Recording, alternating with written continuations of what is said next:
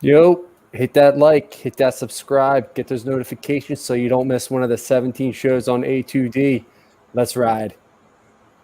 That's my baby. That's my baby. We're going at it at 110%. I just want 5 minutes of happiness, please. Just give me 5 minutes. And they scored! They did it! Left, feet left. What the hell was that? Oh, yeah! What the fuck are you talking about?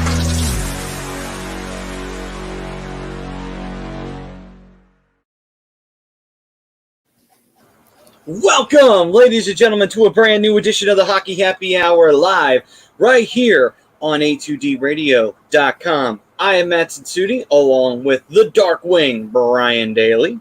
What's up, everybody? And Rob Povia, the Broken One, will not be joining us today. He actually is down at the shore enjoying a vacation. He's earned it. He deserves it. So he'll be here in spirit as always. But he's just relaxing, not catching sun right now because it's, the sun's gone down. But he was probably enjoying it earlier in the day. Anyway. I mean, I'll be honest. Sometimes I think that, this point in time right now is, the best time to be on the beach. Anytime between, 5 and 8, 5 and 8:30. It's perfect.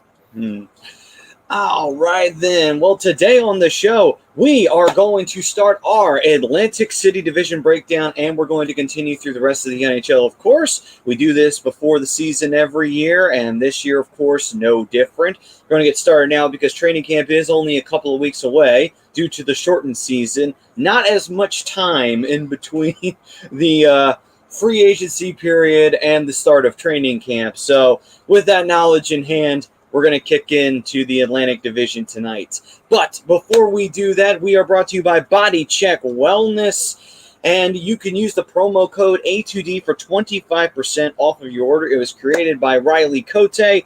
And it is a line of products that use hemp. And there are THC-free ones as well. And that's ointments, gummies, topicals, edibles, anything you need. They've got it for you. And they help focus, clarity, balance. Life sometimes can throw a ton at you, and it might make your head spin around, and you're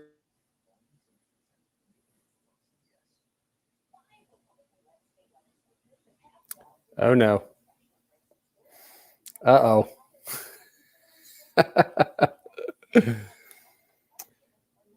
Matty just upgraded his internet connection. Apparently, he's having a little bit of issues right now. He may have to jump out and jump back in.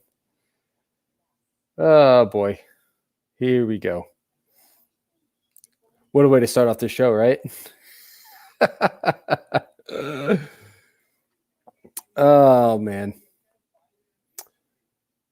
So we're going to have to hold off on that. So like Matty was saying, we're going to jump into the Atlantic Division, and we're going to break that down. We got training camp starting up in a couple weeks. So over the next few weeks, we're going to break down each division, each team, some of their big who they pulled in free agency, some of the moves they made. What else are we going to talk about? We're going to talk about some of the key departures, expectations for some of these teams moving forward. So that's the plan. So this week we're going to do the Atlantic Division. Next week we'll see what happens. Matty, is this going to be a thing tonight? I hope not. But unfortunately, this is for all those out there. I have Xfinity, so unfortunately, everything is a cross your fingers and pray to God that it stays connected kind of feel to it. So gotta love Comcast. It is the biggest piece of shit internet that has ever existed. It's right up there with dial-up.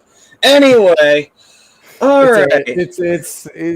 It happens on every show. So yeah. Anyway, yeah, so I left off at Body Check Wellness for 25% off with that A2D code. And as well, we have our Twitter question, and that is the Atlantic Division will be competitive this year. The reason for this is because, unfortunately, in the history of the Atlantic Division, it seems like the top three teams are always permanently solidified. And it's always been Boston, Tampa, and Toronto. And it just hasn't really seemed like any team's been a threat enough to take a third place spot. So will that change this year? Will that trend change this year? That'll be the big question. And before I toss that off to Brian, that is brought to you by, not Body Check Wellness, but Manscaped. Because you can get 20% off of your order with the A2D Cube. And you know what it said at the bottom of the read? You can achieve pubic glory. I swear to God, it says that at the bottom of the read. You can achieve pubic glory with Manscaped. And you want to know why? Because let's be honest here. The ladies love confidence, and they definitely don't like you not being in pubic glory. They absolutely will not enjoy that whatsoever. So not only can you get 20% off with that A2D code, there's also a couple of free gifts that they threw in there as well. They have Performance Package 4.0 with boxers and a shed travel bag for you guys out there. For anybody who's, on the go and needs to get business taken care of as quickly as possible sometimes in a changing environment. Let's put it that way. Anyway, guys, Bri, you say it best. What do you get rid of with Manscaped? Get rid of that junk funk. You got to keep the ladies happy. They don't like the junk funk. So, Manscaped, way to go. Trust me. I use the product. So, the Atlantic Division will be competitive this year. Bri, what are you thinking? Agree or disagree? On the fence. Obviously, you still have a lot of the bad teams kind of lolling around here in the Atlantic Division. So, you're going to have your three main ones. You're going to have Boston, you're going to have Toronto, you're going to have Carolina. There's going to be your three main ones that I think are going to be the only real competitive teams in this division. I mean, you're going to have some teams that are going to be better than last year. I think you got Detroit that's going to be better than last year. Buffalo is not going to be better, especially if they trade Eichel. If they trade Eichel, they're just the worst team in hockey, and they still have some signings to make as far as bringing back some key players to build that roster, to build that competitive team that could potentially win a Stanley Cup. But I mean, you have teams like Carolina going out making a ton of signings. Boston didn't make a ton of signings, but they made a couple big ones, and they brought back a real big name as well. One is still kind of floating around out there, so I mean, we'll see. But like I said, I mean, I don't think it's going to be uber competitive. I think the same three teams that made it last year are going to be the same three teams that make it this year. So outside of Carolina, Boston, and Toronto, I mean, you may be able to throw Montreal in there, but I'll explain in a little while why I think they might be on the bubble looking out. Gotcha. We got Adam Modak chiming in saying, let's go. What's up, Adam? Catch Adam on kicking the stateside what it feels like every other day. Yeah. It's all good. If you love your soccer, man, they do a great job over there. That's true. And Moira saying, yo, boys, let's fucking go. What's up, Moira? Moira's down here in North Carolina with me. She's over at Nag's Head. She's about 3 hours from me. Nice. John Malmo saying, who pulled the plug? Comcast pulled the plug. They're tired of us shit talking on the Flyers. And then be better. Yeah. And Moira's saying for me to come back. Don't worry, I'm back. We'll see if I stay back. Hopefully. Fingers crossed. Put your hands together and just leap and pray to God you land on your feet. We got Tom saying, my road dogs. What's up, Tom? Tommy. And he's saying, I'm going to agree to the poll that the Atlantic Division will be competitive this year. We got Jake chiming in. What's up, Jake? What's up, boys? Going to agree with the poll. Rest in peace to my internet. Yeah, the irony there, Jake, is he just upgraded, which is really, really funny that you say that. See, Comcast is the only company that you can upgrade, and it would be worse after you upgrade. I should have just stuck with the old internet, and it probably would be doing just fine. And more than likely. And he said, hoping that you're enjoying the new location there, Bri. I am, brother. Thank you. And Jake's saying he feels my pain with Comcast. Well, at least I'm not the only one who's suffering. So far, I've been pretty good with Spectrum, so. Hopefully it stays that way, right? Right. Tom saying giddy up, and Moira's saying gotta get Fios. It's way better than Comcast. I would, but my mom works for them, and she gets a nice hefty discount on it. So it's like, well, what are you gonna do? Either pay a ton more money up for Fios or have a cheap bill with Comcast. Unfortunately, you don't really have any better options. Yeah, but I do hear that. I do hear Fios is way better than Comcast. I'm sure it is. I am not going to disagree on that. John say paying your internet bill. Oh, I ain't paying the internet. It's not the bill that's bothering. It's the goddamn connection. Trust me. Frank's saying, hey, yo, sorry to bother you at work. Xfinity internet sucks. But, yeah, it's going to be competitive. Still have the Lightning winning it. Oh, yeah, I even forgot about Tampa. So, yeah, maybe I do agree with the poll. Yeah. Joey DiBardino saying Comcast sucks. Hockey pucks. They do. Bryce just says lol. Yeah, what's up, Bryce? Dave Roska saying, what's up, boys? I'm playing MLB The Show 21, Field of Dreams, Chicago White Sox versus the Anaheim Angels. I'm currently watching The Big Bang Theory because I can't get any updates on the Phillies tonight because MLB Network decides they want to show the same game that's on Bally's right now for me. So I get a double dose of Yankees, Braves. That's always fun. Two of your favorite teams in the whole world, right? Hate both of those teams just as much as the other. There you got Chuck's chiming in. What's up, Chucks? Chuck's my guy. John saying, nope. I live in lousy Northeast Pennsylvania and have Service Electric, and my internet sucks. Oh. All right. Man, that's the one thing that I'm really glad that I don't have right now is Comcast cable. You guys are making me realize that I'm like in my glory right now. Well, while Bryce soaks up in his glory of the internet, we're going to go through, before we get into the Atlantic Division, a few things just to wrap this up with a nice, pretty orange and black bow. The Flyers officially finishing off their postseason checklist. They have, off-season checklist. Travis Sanheim got signed to a 2-year deal avoiding arbitration, and Connor Bunnaman was actually re-signed for depth for as well 2 years. So Flyers pretty much tidying up, taking care of all loose ends, and now all we got to do is just wait for the season to get started for the Philadelphia Flyers now. Yeah, I mean they didn't address the sniper, the goal scorer, but that is what it is. They may have their leading goal scorer in Cam Atkinson. I mean, TK could turn the switch and just have a phenomenal season. So they got the potential get scores there. But yeah, you had to get Travis Sanheim back on their contract. Bunnaman I could have been okay with.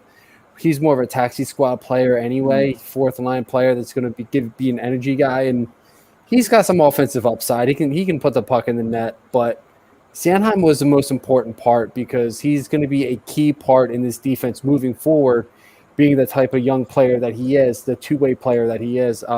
Skating ability, obviously not that great, but his defensive side plays physical, likes to get down in the corners.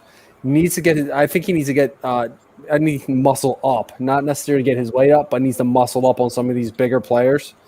And offensively, he's pretty good on the power play from the point. Not necessarily a quarterback, but he can rip a shot. He can put up some offensive numbers and set some plays up, but he's a defenseman. So, his two-way ability is pretty good, and he's still relatively young to the point where I'm not going to make any excuses for him this year. If he messes up, he messes up. He makes a bad play, but that's why you bring in guys like Ryan Ellis and Keith Yandel and Reese Overstalainen. You bring him in for that reason to kind of help him take that next step forward. So that's what we're looking for, and I'm glad they got it done. I think it's a little more than I probably would have given him, but it is what it is. But you got him back. That's the important part, and he's, like I said, he's going to be a key piece in this defense moving forward. Absolutely. So with all that taken care of now, the Flyers will just wait to see when the season begins, and we'll see how the Flyers do come their training camp, their preseason, and then leading into the regular season as we move forward. Oh, and one last thing, too. Zayd Wisdom, unfortunately, did suffer an injury, and it's going to be a long recovery for him. So we will not see him this year, which is a shame because I was looking forward to seeing him. But it is what it is. Hey, good luck to the kid, though, for next year. Hopefully he can return to the Phantoms later on this year, play well there, and then show up next year for training camp and be ready to go and have a strong training camp and preseason. But those are pretty much the updates for the Flyers. And there we go. So with that, let's get into it, shall we? The Atlantic Division. So last year, well, obviously there was no Atlantic Division the year beforehand, even with the, I guess, the cutoff season due to the pandemic. It seemed as though that the division was shaking out to be pretty much the same as it usually is. Only difference is Boston was leading the pack. Tampa was coming in at number 2. Toronto was going to be coming in at number 3. And honestly, it didn't seem like it was too much of a drastic change than any other year. Got Prism saying, "What's up, guys?" What's up, Priz? Priz, my dude. You missed my internet melting down earlier in the show. Yeah, I was by myself for like 45 seconds.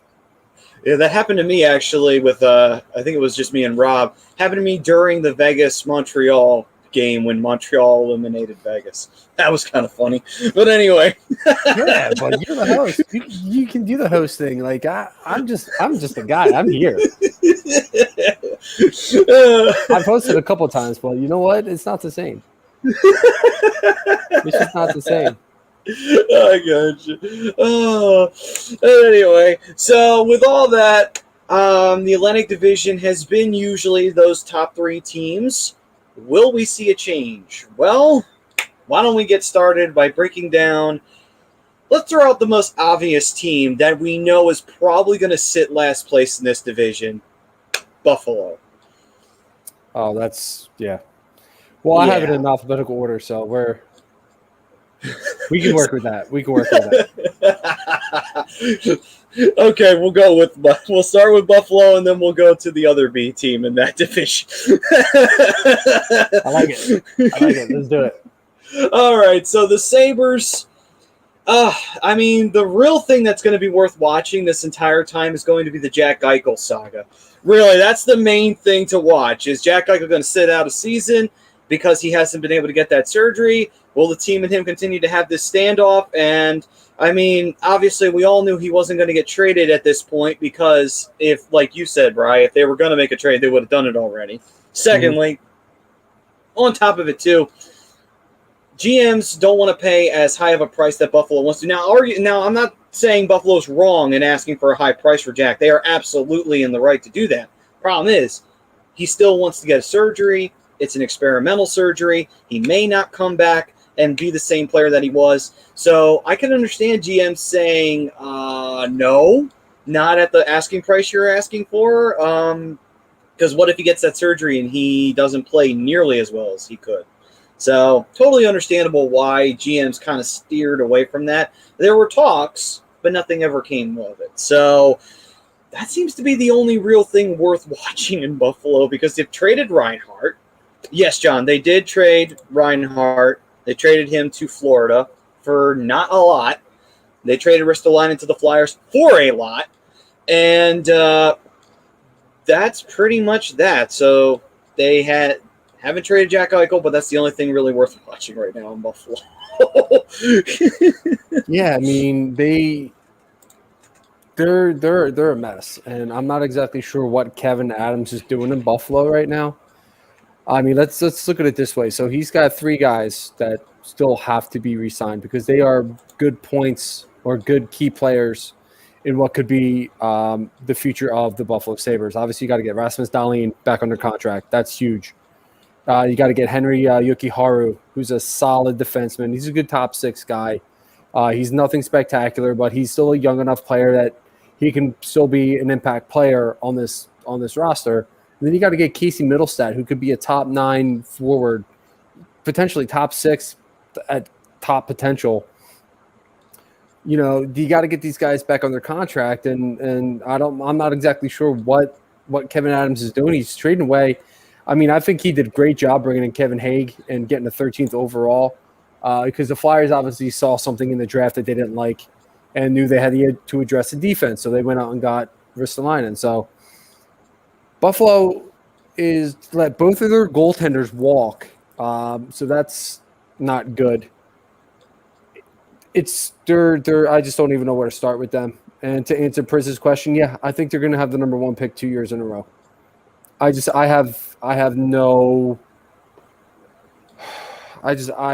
Buffalo is just a complete dumpster fire, and they are not going to be good anytime soon. If they don't trade Eichel, I think they're wasting his talent. Yeah, it's a shame, really, because, What's when up, you look. Ryan? Yeah, what's up, Ryan? It's a shame, really, because, Jack Eichel's had some really great moments in a blue and gold jersey with the Sabres, and that just tells you the talent that he has and how talented he is, because for him to have great moments on a team that has basically been shit his entire time that he's been there, and for him to have some pretty significant moments here or there just shows you the talent that he's got, that he's been trying to carry a team on his back that has been built to pretty much fall apart. They have a very bad, wobbly foundation. And unfortunately for Buffalo fans, the bottom line is this is another one of those years where you're just like, who cares? It doesn't matter what happens this year for Buffalo because we're just waiting for the draft. That's again what's going to happen for them, and they're going to have yet another rebuild.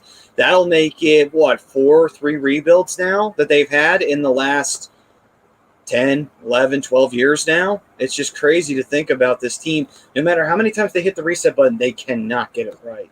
They're like I said, they're a giant mess, and if you want to call it 3 to 4 separate rebuilds in the last 10 years, I don't think they ever really stopped. I don't think there was really a huge point where they could sit there and say, all right, we're a legit contender. Damien, what's going on, brother? So, I mean, they're a complete joke. Like I said, they let Carter Hutton walk. Linus Ullmark walked.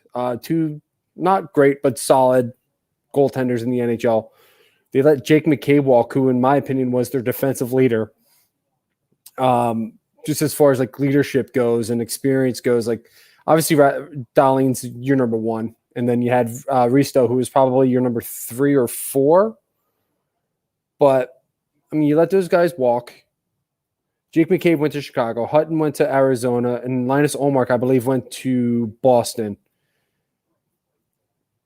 And then you bring in Craig Anderson, Aaron Dell to be your goaltenders. I'm sure there's probably somebody I'm missing in the goaltending tandem, but like, why? And then Maddie's gone again, leaving me by myself. But it's all good.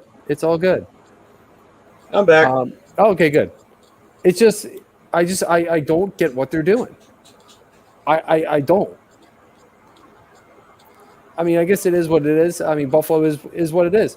Owen Power is not even going to be on the roster anytime soon. He elected to go back to college, so who knows how long he's going to continue to play college hockey for. It's just Buffalo. Buffalo is just a flat-out dumpster fire, and they're not going to be good anytime soon. I mean, I think Owen Power chose not to play in Buffalo for very simple reasons, not just to continue his education. I think he honestly just doesn't want to be in Buffalo. I don't think anybody wants to be in Buffalo. I don't even think he signed his ELC yet. Oh my God. Well, I mean, obviously he's going back to college, so he wouldn't. Sorry. But at the end of the day, though, it's just Buffalo at the end of the day is just this team that if you want to make a joke about them, it's like, honestly, I think Buffalo fans just say, yeah, we are just a shit organization. Feel free to make as many jokes about us as you please. John saying, oh, hell, we have a number of netminders in the system. Maybe trade one for high second-round pick. Interesting. And he was saying, meaning Buffalo. Yeah. Like I said, I'm not sure what Buffalo's tandem looks like. It doesn't look good right now. I mean, Aaron Dell and Craig Anderson is not a good tandem. They're going to tank for Shane Wright. We got Ryan saying, I doubt Florida lets go of Alexander Barkov. I believe he resigns with him, but if the Flyers can trade Coots, who I love, for Barkov, even at $10 million a year, I do it. Barkov is my favorite player. He can do everything Coots does, but better. He also is a much faster and better all-around great skater. I highly doubt Florida lets him go, whether it's a trade or free agency. But after a few years, they may have to trade him. Interesting. That's tough. I see what Ryan's saying, and I don't. I think he's going to be. I think he's going to be a Panther for the majority of his career. I mean, if you think about the foundation of that organization, we'll get into Florida a little bit more down the road, a little bit more in depth. They are set up to be a team to win now. They are in good position. They are built really well. They have a lot of young pieces mixed with good veteran leadership, and they have a good goaltending tandem right now. I mean, still a lot to prove with Spencer Knight, but I mean, we'll see. We'll get a little bit more into Florida a little bit down the road, Ryan. But I don't know if I would. I would definitely give up a lot to get Alexander Barkov because he is, in my opinion, he's easily a top 10 player in the league. Absolutely.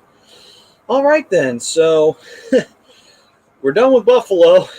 All right, Tyler Brennan is one of the other guys that I was missing in that organization. Thanks, Chris.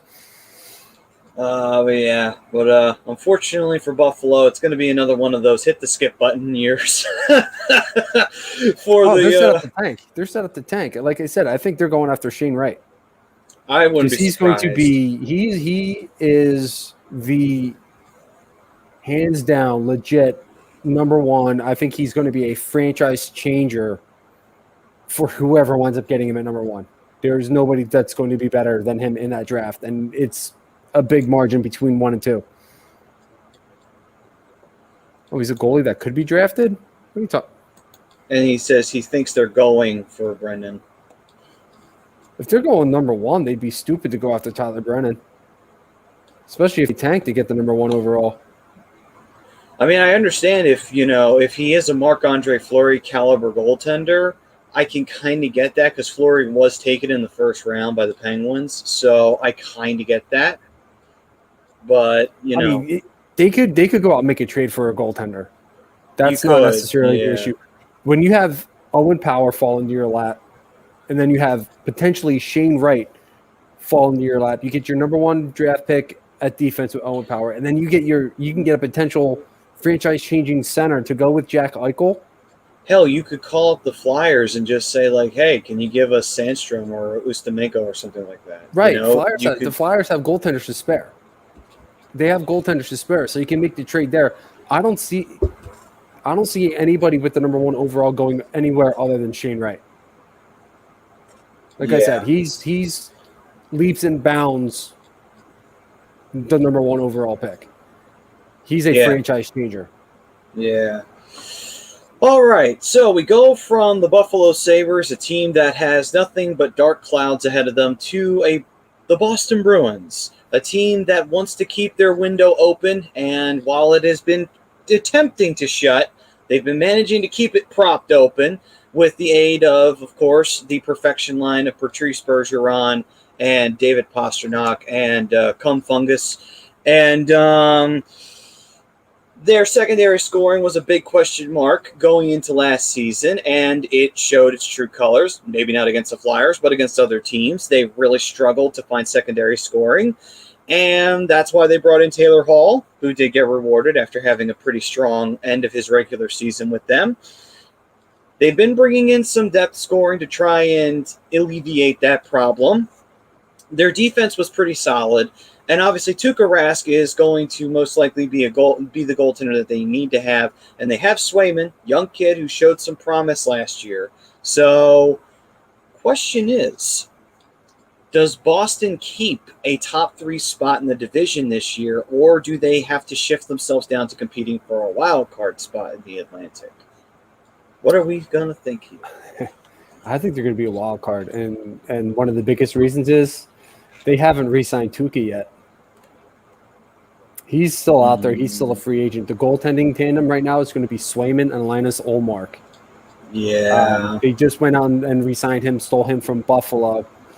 With the Taylor Hall signing, that's always a great one. And then you bring in Nick Foligno, who's going to add not just, more goal scoring, but more physical play, more offense. And Foligno is a pretty solid two-way player. So he's going to be a good player to bring in. I think offensively and defensively, they're going to be fine. I think they're going to be – I think they're Achilles heel this year is going to be goaltending if they don't bring back Rask. Swayman looked good for the most part last year, in a little bit that he played, but he didn't really wow me. And then Linus Ullmark, he's kind of just a solid guy. He's nothing great. So, I mean, that to me is going to be their biggest difference between being a division contender or a wild card contender. And I think as of right now, with the goaltending situation where it's at currently, they are a wild card contender. Obviously, that can go up from there. I don't think they peak at the wild card. I think they still could find a way into the division, but again, that's all going to be determined on how good the goaltending is going to be for the Boston Bruins, and we know how good they are in front of the goaltender. Yeah, There's going to be everything else. True. That is true. So it will be an interesting year. So keep your eyes on Boston. You know, I mean, we've been talking about Boston for a little while now. We thought last year they were going to take a step back. They proved a lot of people wrong.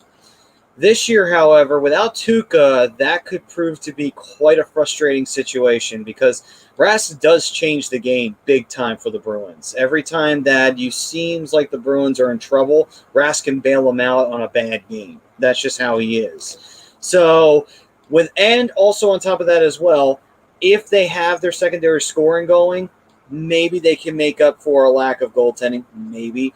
That's if the secondary scoring is going. Because, again, you don't want it to be just one line and then all the other guys after that. You have to have Taylor Hall and the rest just killing it out there on the other lines. So keep your eyes on Boston. It'll be interesting to see what they do. Maybe they shift down to wild card. Maybe they manage to hold on to one of the top 3 spots in the Atlantic this go-around. Real quick, I want to address Rob Brinkman, who you can catch on the Sports Hounds every Monday night. Asked us, who do you think we think the line mates are going to be with Cam Atkinson? I think it's going to be Kevin Hayes at center, and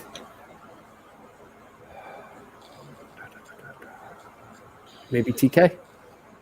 I could see it. I could see that being the line. I was figuring Atkinson was probably going to be on the same line with Hayes.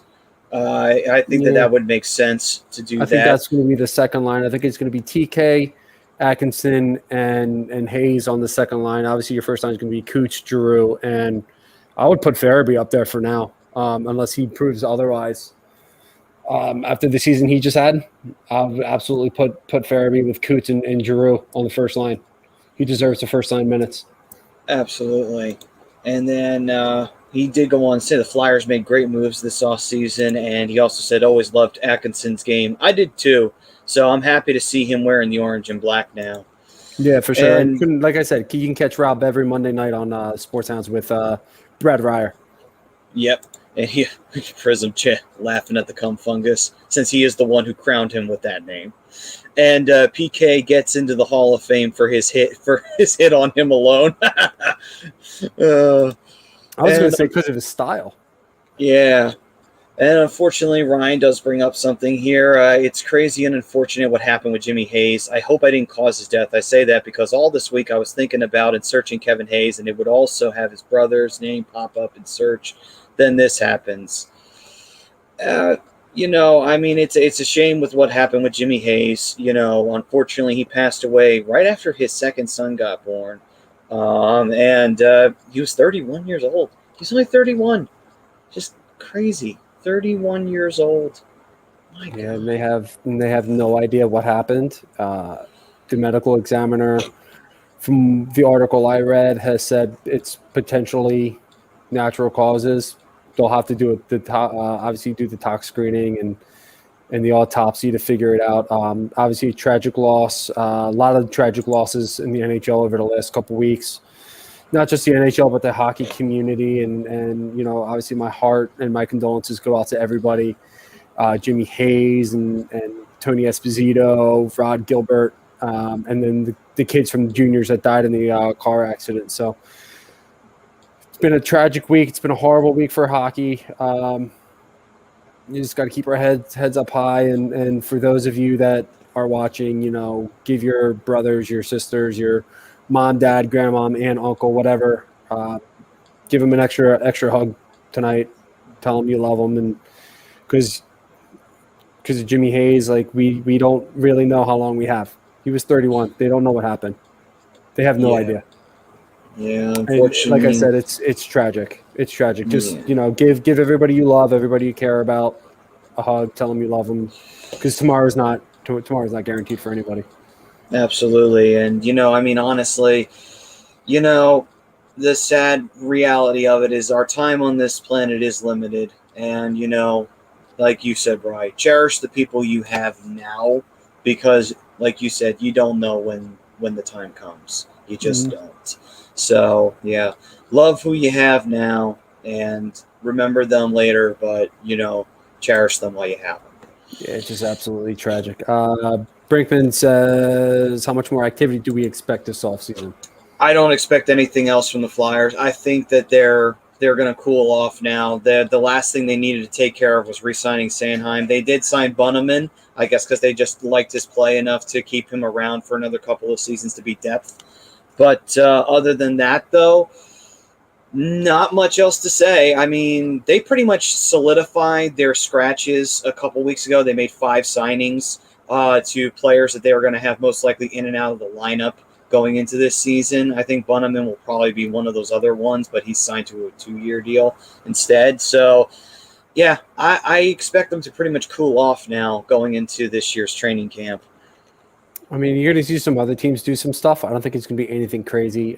There's still some guys out there that are going to probably battle arbitration to get some of their contracts, to get some of their money. Obviously, some of the notable players, you saw Tuukka Rask out there, so he could wind up getting swooped up from somebody. He could be a late training camp add to a team. True. The Svechnikov brothers are still out there. They're probably going to get some form of arbitration contract from their respective teams, Carolina and Detroit. Still some intriguing names out there. Like I said, Buffalo still has Dahlin out there, and then Case Middlestat's out there as well. So, I mean, we'll see what happens. But like I said, we're just going to see some of these guys that are still RFAs getting their contracts. I think that's the majority of the activity that we'll see.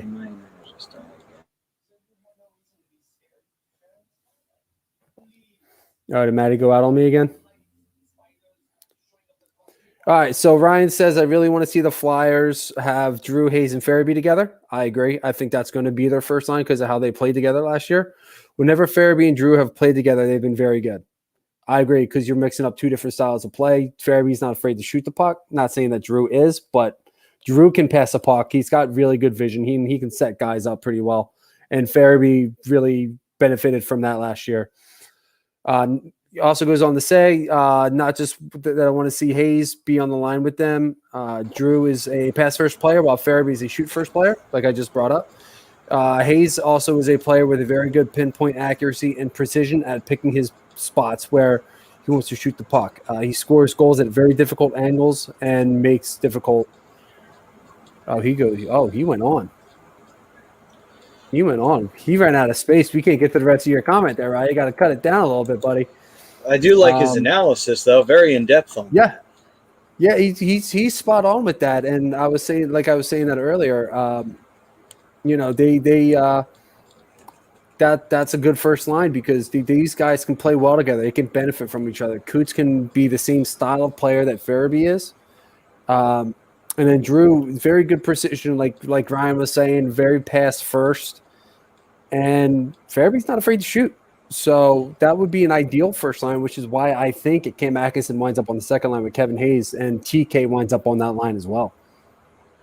Yeah, I agree. Thank you, Prism. I am happy to be back for the third time. I guess I'll have to keep a tally now, see if I can break a record or some shit like that. You see, this is why we need a producer. This is why we need a producer so we can have the tally up. Yeah. Keep some of these things. Yeah. Some of the key departures, which is kind of where I think Boston's really, as we jump back into the Bruins here, is really going to hurt. Is Yaroslav Halak and Rask. Yaroslav went to Vancouver on, I believe it was a 1 or 2 year. I believe it was a two-year deal with the Vancouver Canucks. You lose a leader, David Krejci, and that's going to really hurt them moving forward. Just because his experience alone really turned into a really good depth player, middle six guy.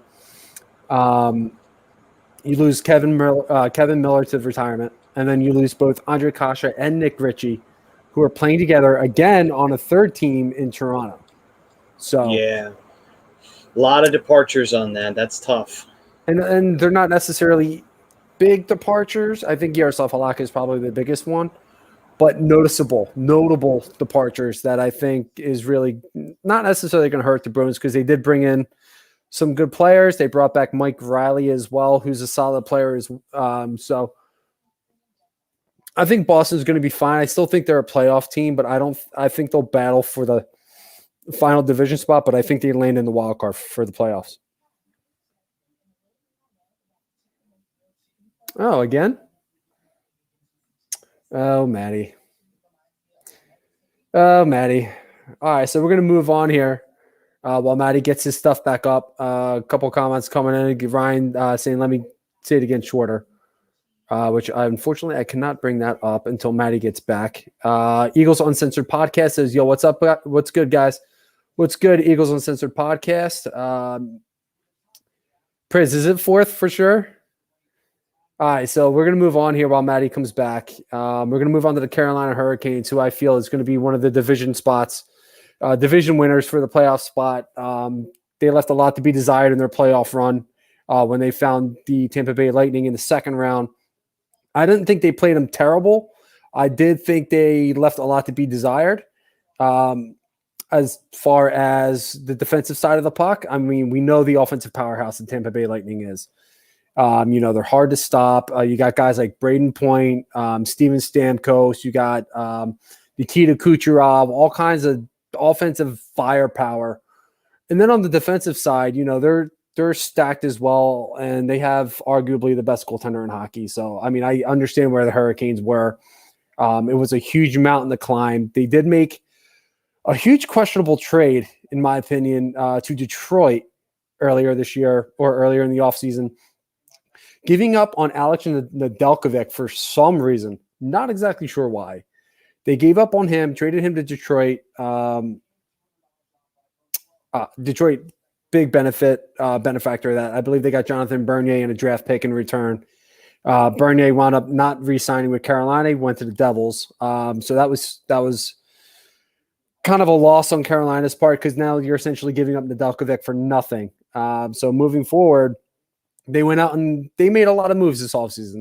They did a lot to really address the defensive side of the puck, which I feel they felt was a little lackluster last year, especially come playoff time. So you went out and you signed guys like Tony DeAngelo, who is questionable signing considering what happened with the New York Rangers. Hopefully Tony can get his self and his stuff kind of figured out and he can get back to being the player that he was when he first came to the league. He's a solid defenseman, has some upside. So it's a good signing. He's got a lot to prove as far as his character goes. So I'm not upset with the Tony DeAngelo signing for the Carolina Hurricanes. I still think it's a good signing for them.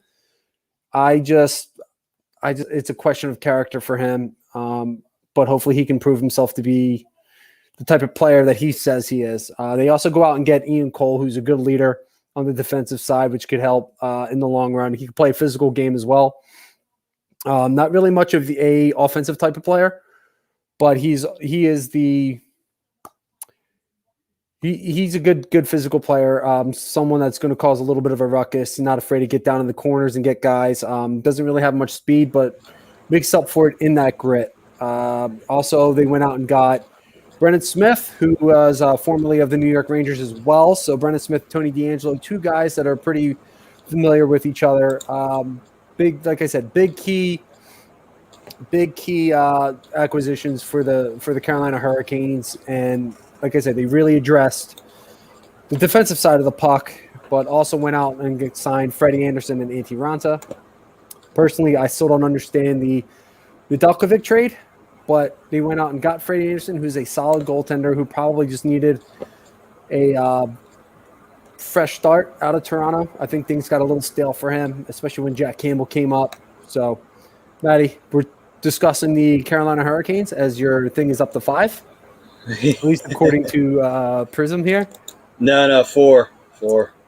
Oh, this last one was the 5th. Well, either way. But yeah, we don't have a producer to keep track of these things, so this is what happens. Yeah. Carolina. I mean, Carolina as a team right now, they're a team to be to look at. The only thing that confuses me, like you were saying, is the goaltending. Because, you trade away Nedeljkovic, who is a rookie, but showed a lot of promise, and you trade him away in exchange for Freddie Anderson. And I'm not knocking Freddie Anderson. He's a solid goalie. He's just, really, he was worth trading a young, up-and-coming, goaltender for a... All right, so Maddie's gone again. So Priz, you're keeping count, right? So we're up to 6. So yeah, so to Maddie, to what the point that Maddie was trying to make was, Nedeljkovic is just coming into his prime. Played really well in the postseason. Played really well in the regular season as well. I believe had a goals against around the 210, 220 mark, which is really good for a goaltender. Just turned 26.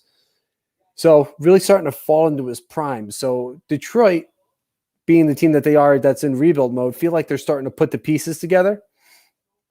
And we'll break Detroit down here in another couple minutes. We'll wait for Maddie to come back and see what he says about Carolina. But you go out, you make that trade. The trade doesn't exactly make sense, at least in my opinion. And then you go out and you essentially let both your other goaltenders walk to bring in Freddie Anderson. You let Peter Mrazek walk. You bring in I just had it. Antti Ranta, who showed that he could still be a starter as well. So I guess you're kind of maybe platoon those two guys. And on the offensive side of the puck, you bring in Jordan Martunic back and you bring in Derek Stepan, which I kind of like the Derek Stepan because he adds a little bit of speed to this roster. Has some pretty good vision. He's not exactly the best scorer that he was. No, he's not the offensive player that he was with the Rangers. Let's put that out there right now.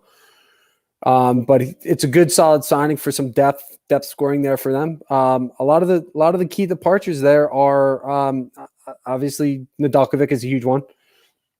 You don't even really bring back Bernier after you trade for him. You let Cedric Paquette walk. You let Peter Mrazek walk. So there goes your goalies. All your goalies are gone, out of Carolina. You have a problem there. Obviously, they don't have the goaltender of the future, so you got to go out and you got to make the moves. So they went out and got Freddie Anderson and Antti Ranta. So hopefully they can be two guys that can really put things together for the Carolina Hurricanes. And maybe if they see the Tampa Bay Lightning moving forward, can feel like they made the team better to the point where they can surpass them and kind of hold that offensive firepower of the Tampa Bay Lightning back to the point where they can take him to a game 7 and potentially take that game 7 and not pretty much be manhandled like they were. What about handling man? Whoa. Hello. Whoa. What a welcome. Hello. What a welcome. Yes. I was summoned by one Mr. Matson Sudi because his internet keeps going out. Yeah, he's been out like 6 times. Oh, geez. Yeah, he's been out like 6 times. Yeah. Yeah, no, I mean, hey, glad to have you, Frank. Yeah. Glad to have you. It feels like forever the last time I've been on. It's been a while. It's been a while since you've been on. When was the last time? I think it was back in the studio with Weren't you a part of the playoff run last year in the bubble when we did a couple of those shows? I probably did one of them. I don't remember. I'm sure you were. It was one of the Flyers games a couple of years ago. Probably. Oh yeah, for sure. I'm pretty sure it was. All right. So Prism says, but they got D'Angelo, a bunch of effing jerks. They did get Tony D'Angelo, but like I said, we know what kind of player that he is, but we're gonna have to question it. It's a question of character here for him. Absolutely. Tony's a good defenseman, but he's had some issues. I mean, there's all kinds of different sides of the story going around about what happened in the locker room with Georgiev. I know the truth. I used to work with a guy who skates with Tony D'Angelo just about a couple times a week, so I'm not going to put the truth out there. That's for everyone else to decide. But just keep it as a secret. Not keep it as a secret, but I like to keep people guessing. And there's a lot of information I got from there that I can't exactly put out there. Okay. So I want to put that out there. Is it good? Is it good? Is it bad? Somewhere in the middle? It's somewhere in the middle. It's not somewhere bad. in the middle. But yeah, it's somewhere in the middle. So with Tony, like I was saying, Perez, man, this is going to be a prove it contract for him to prove what kind of character that he can improve his character as a player. We know that he's a good player, but it's a matter of character at this point, especially with what happened with Georgiev. Gotcha. So what are your thoughts here, Frank, on the Carolina Hurricanes moving forward? The Carolina. I mean, I haven't really brushed off on the rest of the divisions. I've been mostly focusing on the Metro. But as I said earlier in the comments, I do agree with the poll. It is going to be competitive. I know Tampa is going to take that division. I mean, they basically kept everybody. I don't know how they did it, but they kept everybody. I don't know if somebody on the Lightning has dirty pictures of Gary Bettman laying around. But for some reason they managed to keep everybody again. I think Tampa, they're easily going to take the Atlantic. I wouldn't be surprised if they somehow manage, to make it 3 in a row this upcoming season. Yeah, I don't think they get 3 in a row, but I do think they win this division. So since you brought it up, let's talk about the Tampa Bay Lightning here real quick. All right. So let me get to the bottom of my list here. All right. So some of the signings they went out and did this offseason was they went out and they signed former Flyer Brian Elliott, which I think will be a solid backup for Vasilevsky. Obviously, he's going to probably play like 20, 25 games for the Lightning. They actually went out and signed another former Flyer in Pierre-Edouard Bellemare. So that I do remember. A PEB going back east.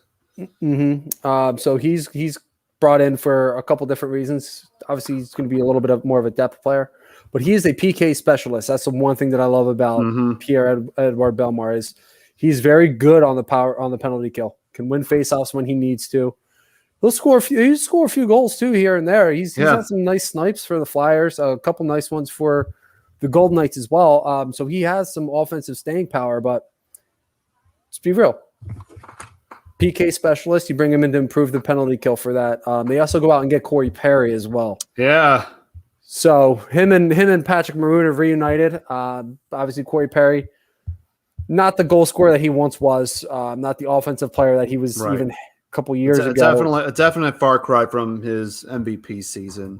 Oh, for sure. But do you think with Perry, you think this is going to be like one more shot for him to go after a cup? I know he won one with Anaheim, a good decade earlier. Do you think this is like another push to get that cup? Yeah. I think he's cup hunting now. Obviously, if you go to the last couple of teams he was on, he made it to the Stanley Cup Finals with the Dallas Stars. Yep. And then he made it to the Stanley Cup Finals last year with the Montreal Canadiens. You know the old saying, Frank, you can't beat them, join them? Yep. And if you can't join them, the last 2 years. Right, and if you can't join them, beat them, as I say afterwards. So yeah, you bring him in. You bring him in for experience. You bring him in for physicality. You bring him in because he's really good at drawing penalties. He gets under players' skin and he knows when to do it. Mm-hmm. So he's a smart player at that point. You're not wasting a ton of money on him, right? And you fill up a fourth line spot with him. You throw him on a third or fourth line, and you're getting quality play out of him. And to Priz's point, yeah, he shows up in the playoffs, so he'll get you some timely clutch goals when you need them. But that's not his game anymore. So he's really good at drawing penalties. So that's going to make Tampa Bay a little bit more dangerous because they're going to get more time on the power play. So yeah, for the most part, they did keep everybody. Yeah, I mean, save for the missing Yanni Gord, which I don't know how much of a huge impact that's going to be on the Lightning going into this year. I know Gord has contributed plenty to their offense at points here and there during the season. Yeah, so they freed up a bunch of cap space, believe it or not, with just 2 players. Obviously, Yanni Gord getting selected in the expansion draft to Seattle. You also lose Tyler Johnson as well. So he was one of the guys that they were trying to trade last year or 2 years ago, and big move for them, trading him to Chicago. So that's some cap relief. Absolutely. But they also bring back Brent Seabrook's contract as well. But Brent Seabrook is considered retired. So that kind of hurts. I'm pretty sure Chicago retains some of that. Priz, I know you're a little bit closer with the Chicago Blackhawks than I am, but I'm pretty sure that there was some contract retaining on the Brent Seabrook deal. Brodo, because Maddie's having some issues with his internet. Yeah. I decided to ask Frank to jump on with me, so I'm Yep. good with it. I haven't done a show with Frank in a long time. I know. It feels like forever. It has been forever. It has definitely been forever. Some of the other key departures is Blake Coleman. So you lose some scoring there as well. Signs as a free agent with Calgary. Anders Nielsen retires, and you lose defenseman David Savard. So David Savard leaves for Montreal. Obviously, we knew there were going to be a bunch of guys that aren't going to resign. We knew there had to be some kind of some kind of what's the word? Cap relief. Yeah. Being 18 mil over, which apparently Nikita Kucherov likes to flaunt in front of everybody. So you know you're going to lose Blake Coleman. So you lose. I believe he was making like 4 or 5 mil. So that's off the books. You take 5 mil off the books with Tyler Johnson. You take 5 mil off the books with Yanni Gourde. So you're losing money there, and then you lose the contract to David Savard. So that's a lot of money gone. That's a lot of money gone for Tampa. So you can go out and you can get signed. Let's be real; these aren't expensive contracts that they signed here. Brian Elliott, Corey Perry, Belmar, Zach Bogosian, who's a good defenseman. You sign him on the cheap, good physical defenseman like David Savard is, and then you bring back Ross Colton, who won the Tampa Bay Lightning the Stanley Cup. So, yeah.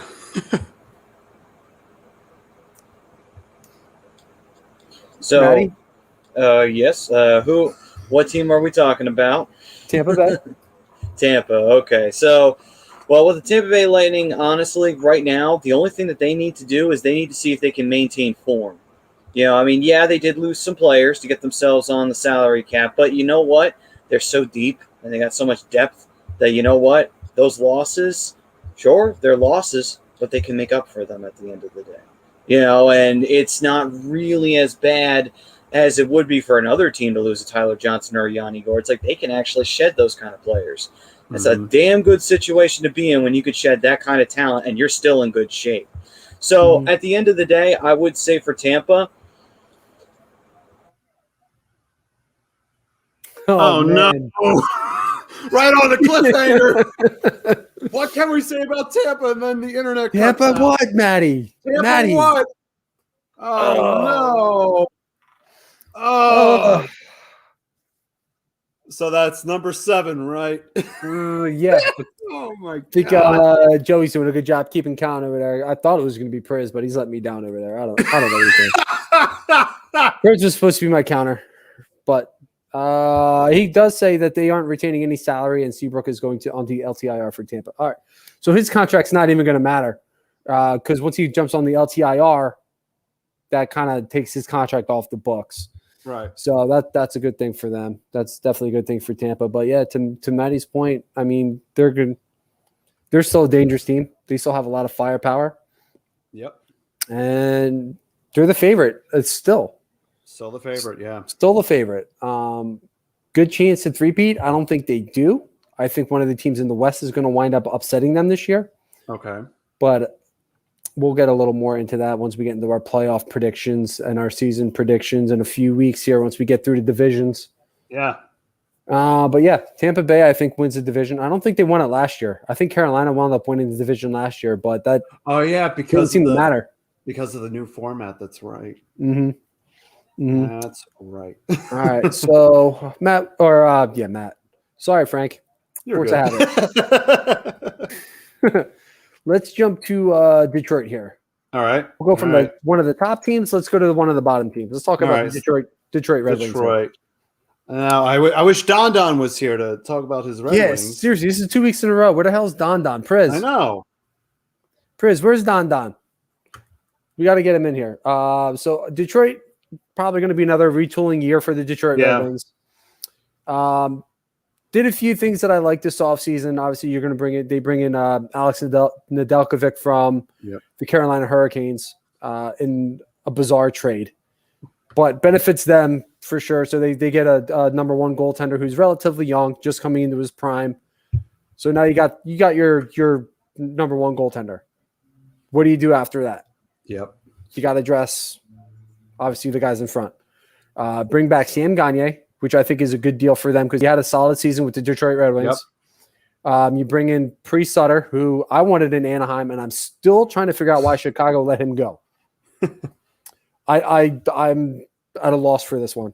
Yeah. Played pretty well for Chicago. I think he's like 22, 23 years old.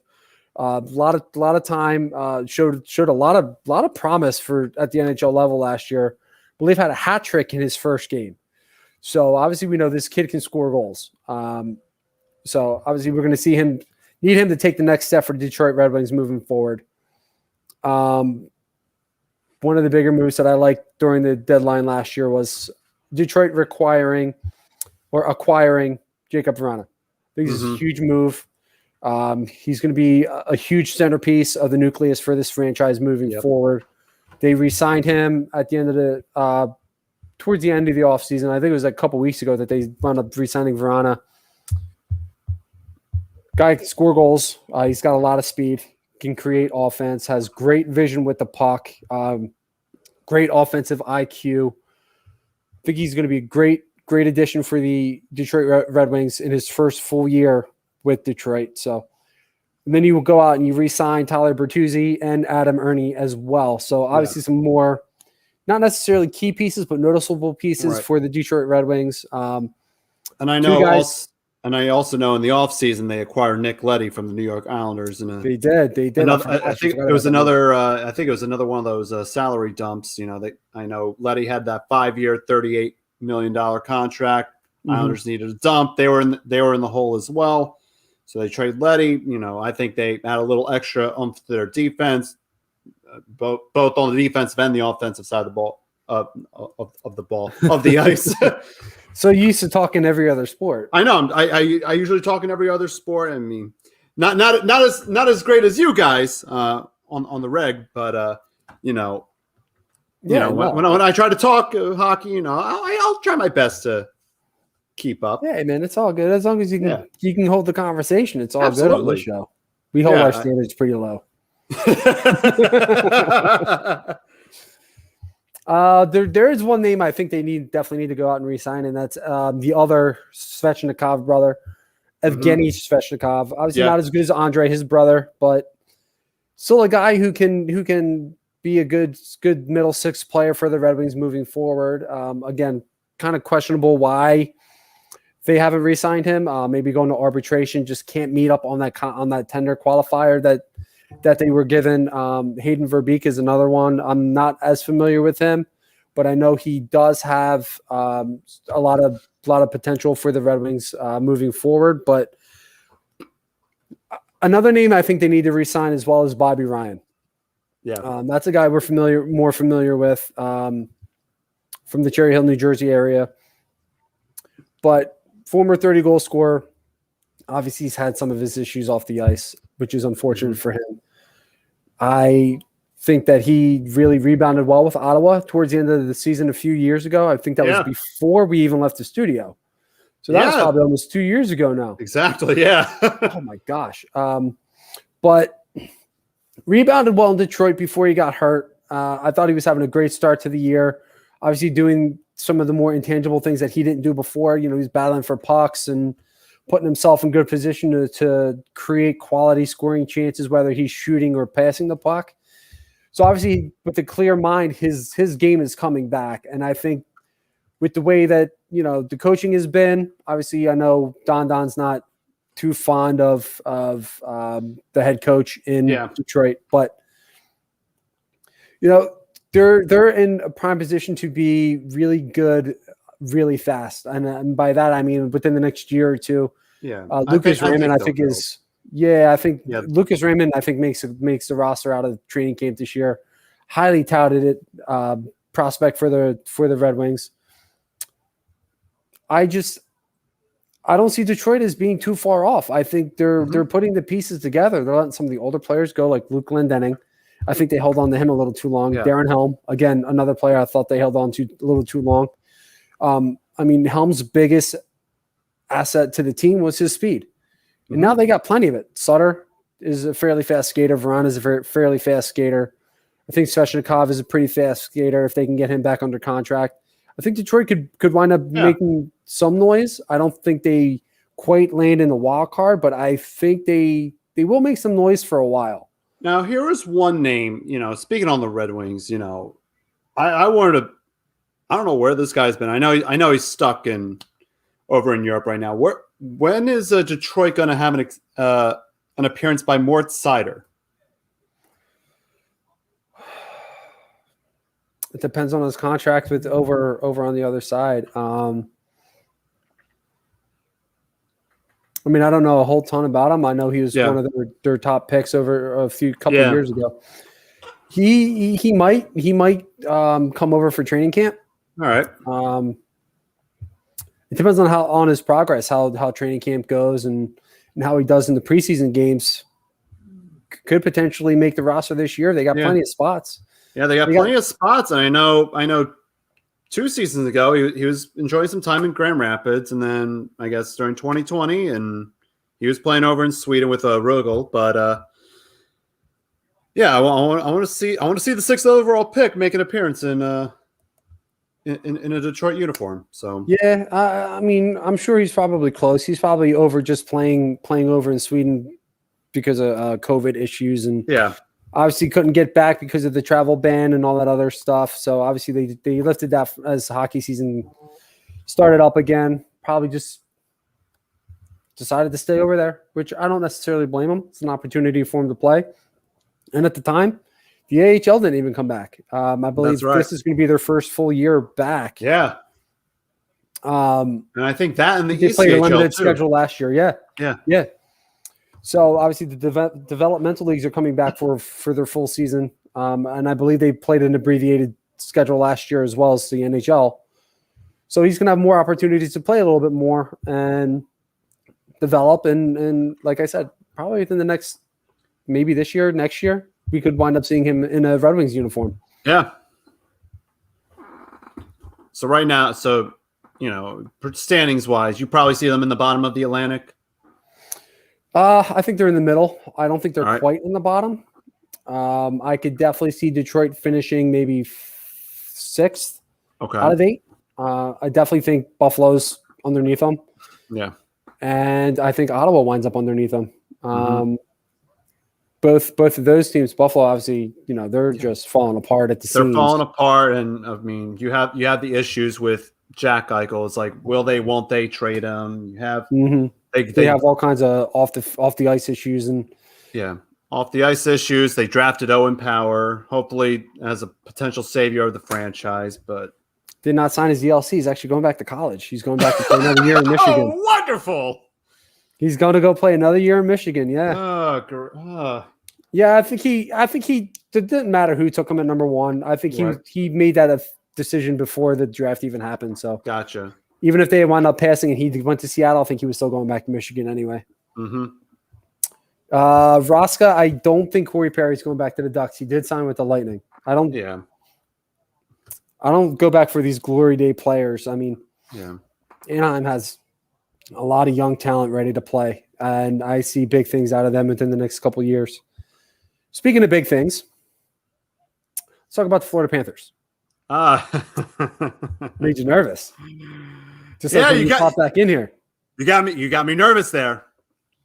So Florida Panthers, obviously another team like Carolina, left a lot to be desired after the season that they had.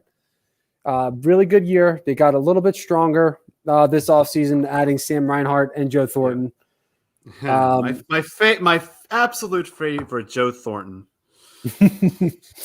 I'm surprised. I'm actually surprised they signed him. But you bring in Joe Thornton for a little bit more leadership. I mean, obviously you keep your guys like Jonathan Huberdeau. You got Alexander Barkov. Obviously your captain. You're going to have a healthy Aaron Ekblad come the start of the season, which is great for them. Ekblad was definitely missed not this offseason, during the playoffs. Huge loss. Which really I thought was their downfall when they played Tampa Bay, because I thought they played Tampa Bay pretty well overall. I think you have Ekblad especially on that power play. That changes a lot of things for you. Big question mark is going to be, obviously, Sergei Bobrovsky. Hasn't really lived up to his $10.5 million contract since signing with the Panthers. They brought back a lot of the players that they had last year, which is great. Right. Good chemistry for the team moving forward. Guys that are already familiar with Joe Quenneville's system. So I think the Florida Panthers are really just going to go up from here. I definitely think that they wind up in a division spot. Okay. Which is kind of why I don't think Boston winds up in it, because Florida. I'm going to be honest with you. I think Florida's better. I think obviously Tampa Bay is better, and I think Carolina is better. And then you still have Toronto. So even if you think about it, Boston has a chance of not even winning a wild card spot now that we're back into the normal divisions. Right. Somebody's got to get bumped out. Florida, I don't see being one of those teams because they're really clicking in the Quenneville system. Yeah. Obviously, some injuries hurt. They really didn't have any departures other than Alex Winberg as the really notable guys leaving the contract, leaving the team. I'm even looking at the trades, and I mean nothing really significant. I mean they did get Sam Reinhart. And They did bring in Sam Reinhart and signed him to a 3-year contract. Joe Thornton on a 1-year league minimum contract because he's not really worth all that much. And then you bring back Brendan Montour, who's one of your defensive leaders. And I'm a big fan of Montour's game because he plays a solid two-way game, has pretty good offensive, abilities, and he's a really good defensive player, really starting to come into his own, really starting to come into his prime here with the Florida Panthers. And obviously we know the firepower on the offensive side of the puck with Barkov and Huberdeau and Carter Verhaeghe, who's really starting to develop as a young player. I know Priz is a huge fan of Verhaeghe, and I'm not looking at the comments right at the moment, so I'm sure he probably brought something up. Nothing about Verhaeghe, but Joey DiBardino saying that Matty finally tapped out. Yeah, I think he did too. He just sent the message, so. He will be back on next week. He's going to grab himself an Ethernet cable, so he will be back next week instead of seeing this mug. People love to see that mug more. We were just saying we need a producer on this show because as Matty was having his issues and cutting out and coming back in, we needed somebody to keep account. Yeah, I know you guys do that with everybody else. Why can't we do that with this show? You do it with everybody else, Ralphie. Tori, you do it with I think Wills or Greg gets it on A2D.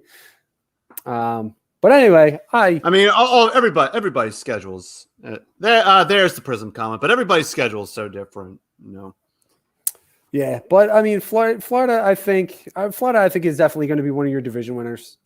They're just a really good team. They're really well coached, and they just have talent. They're just a talented group of players, and these are guys that just have that drive to win. It's not just a skill thing. It's these guys they play to win. And obviously, I'm going to sound like Herb Edwards here. That's what you do. You play to win the game. Exactly. And Florida does that. Florida definitely does that, and they're going to be a division winner.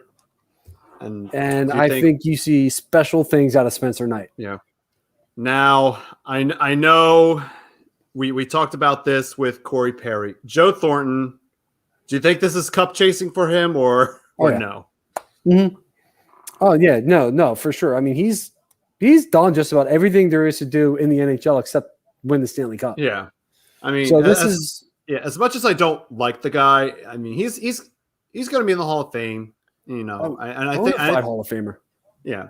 Definite Hall of Famer, is the cup or lack thereof a cup gonna be a blemish on this resume, maybe to postpone his appearance in the Hall of Fame, but and I don't think it does. Yeah, I don't think it does because of just the things that he's done. Joe Thornton is, he's got scoring records with teams. He's got scoring records, single season scoring records, and all kinds of other stuff. He's a complete 200-foot player. Absolutely. Was one of the best two-way players in hockey at a few points in his career too, even before going over to San Jose.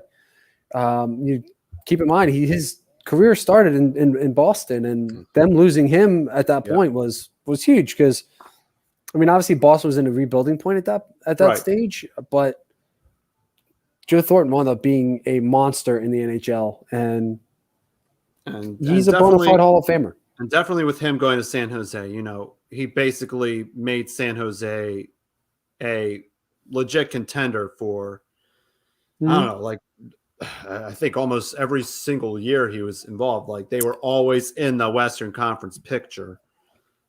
As much as I did not like Thornton or the Sharks, because, you know, I thought, maybe the Sharks will win the cup, and they continue to disappoint, you know, but they can constantly contended, and, you know, I'll give Thornton a lot of credit where credit's due. Oh yeah, I mean, it's the same thing with Sidney Crosby. You don't have to like him, right?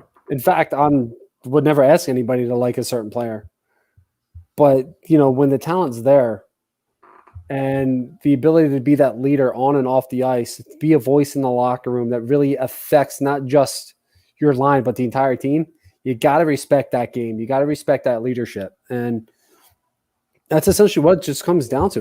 You don't have to like the guy. Right. But you got to respect him for what he's done in the NHL. And Absolutely. That's essentially what Joe Thornton is just, you know, one of those guys you got to respect. Yeah. All right, so let's go to the Ottawa Senators. Let's just clear out the last of the trash teams here. Yeah, I mean, Stutzel. That's it. That's it. That's all you got to talk. Well, I mean, Brady Kentuck too. Yeah, Brady Kentuck. Yeah. I know a lot of people don't like him though. I think a lot of people don't like Brady more than Matt, and Matt's pretty well disliked here. So not as big of an offseason as they had last year. Not really bringing anybody of significance in. One of the bigger names that they brought in, I don't even necessarily want to say he's a big name anymore, but it's Michael Delzado, who seems to be jumping from team to team over the last few years, going from Anaheim to Vancouver, back to Anaheim, to St. Louis, to now to Ottawa. So he's a jumping body for now. Depth defenseman. So he brings a little bit of experience. One of the guys that I want to address here is Brady Kentuck. Obviously, he's going to be the captain of this team. He's going to be the huge centerpiece to build around the franchise. And I think they're doing a good job. They're putting pieces around him. Obviously, Stutzel's one of them. Oh God, what's Sanderson's first name? I'm blanking on. I want to say Jeff Sanderson, but that's not right. Jake Sanderson. Another guy they got in the draft with Tim Stutzel, so he's going to need a little bit of seasoning. He was a top six draft pick for the Ottawa or top 5 for the Ottawa Senators. Very good defenseman. Somehow went above Drysdale. Not exactly sure, but you know, deserving of a top 5 pick for sure. So I know Prism's listing some names: Josh Norris, RTM Zub, Drake Batherson.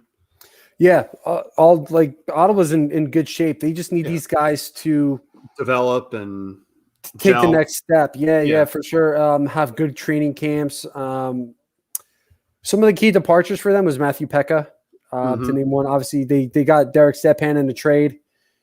Lost him to free agency to Carolina, which we were talking about earlier. And then you let Ryan Dzingel walk, who signs a contract with Arizona for some reason. So he's going from one dumpster fire to another. Exactly. And especially a dumpster fire that's not going to have their lease in their arena after the season. Yeah. So and who knows where Arizona ends up. They could wind up staying in Arizona. But yeah, from what I heard, they might be going to was it Tempe? I think it was either Tempe or Flagstaff, one of those teams. I heard Tempe. I didn't hear Flagstaff, but I definitely heard Tempe thrown out there. And of course, like I'm like following the whole situation. You get the I see the TSN and the RDS articles saying, "Oh, let's bring them to Quebec. Bring back the Nordiques." Listen, I'm all for that. I'm all for Quebec winding up having another team again. I don't think they ever should have lost it. Yeah, but it is what it is. There's a couple cities. I wouldn't mind them going to a city in North Dakota, maybe another city in Minnesota. Yeah. I mean, the Wild are a borderline playoff team, and they're still getting great attendance. So, the fan base up there is ridiculous. There's not a whole lot to do up there in the winter, but, go to a hockey game. I mean, you got Yeah. plenty of big cities in Minnesota where you could throw another NHL franchise and be successful there. Mm-hmm. But back to Ottawa, these players are not real notable. I mean, Ryan Dzingel could have still been a good piece moving forward for the Ottawa Senators. Obviously, two names that you got to worry about is Brady Kentuck and Artem Anisimov. Both guys that are still RFAs, so got to kind of get that arbitration contract taken care of. Yep. Brady Kentuck obviously is going to be winning a lot of money, and they're going to try and keep Brady on probably some kind of a bridge deal for now. Artem Anisimov, solid player moving forward, good middle six player, has a pretty good offensive IQ, can create some pretty nice plays, will create havoc with some of the players moving forward, some of the names that Prism threw out there for the Ottawa Senators. This team isn't far. They're not far. Maybe address the goaltending. Matt Murray's for sure not the answer for them moving forward. Again, like who was I talking about? Some of the other teams. I'm not familiar. I'm not aware of what their goaltending situation is. Right. As far as depth goes, obviously you have Matt Murray. So he wasn't the answer in Pittsburgh. Hasn't been the answer in Ottawa.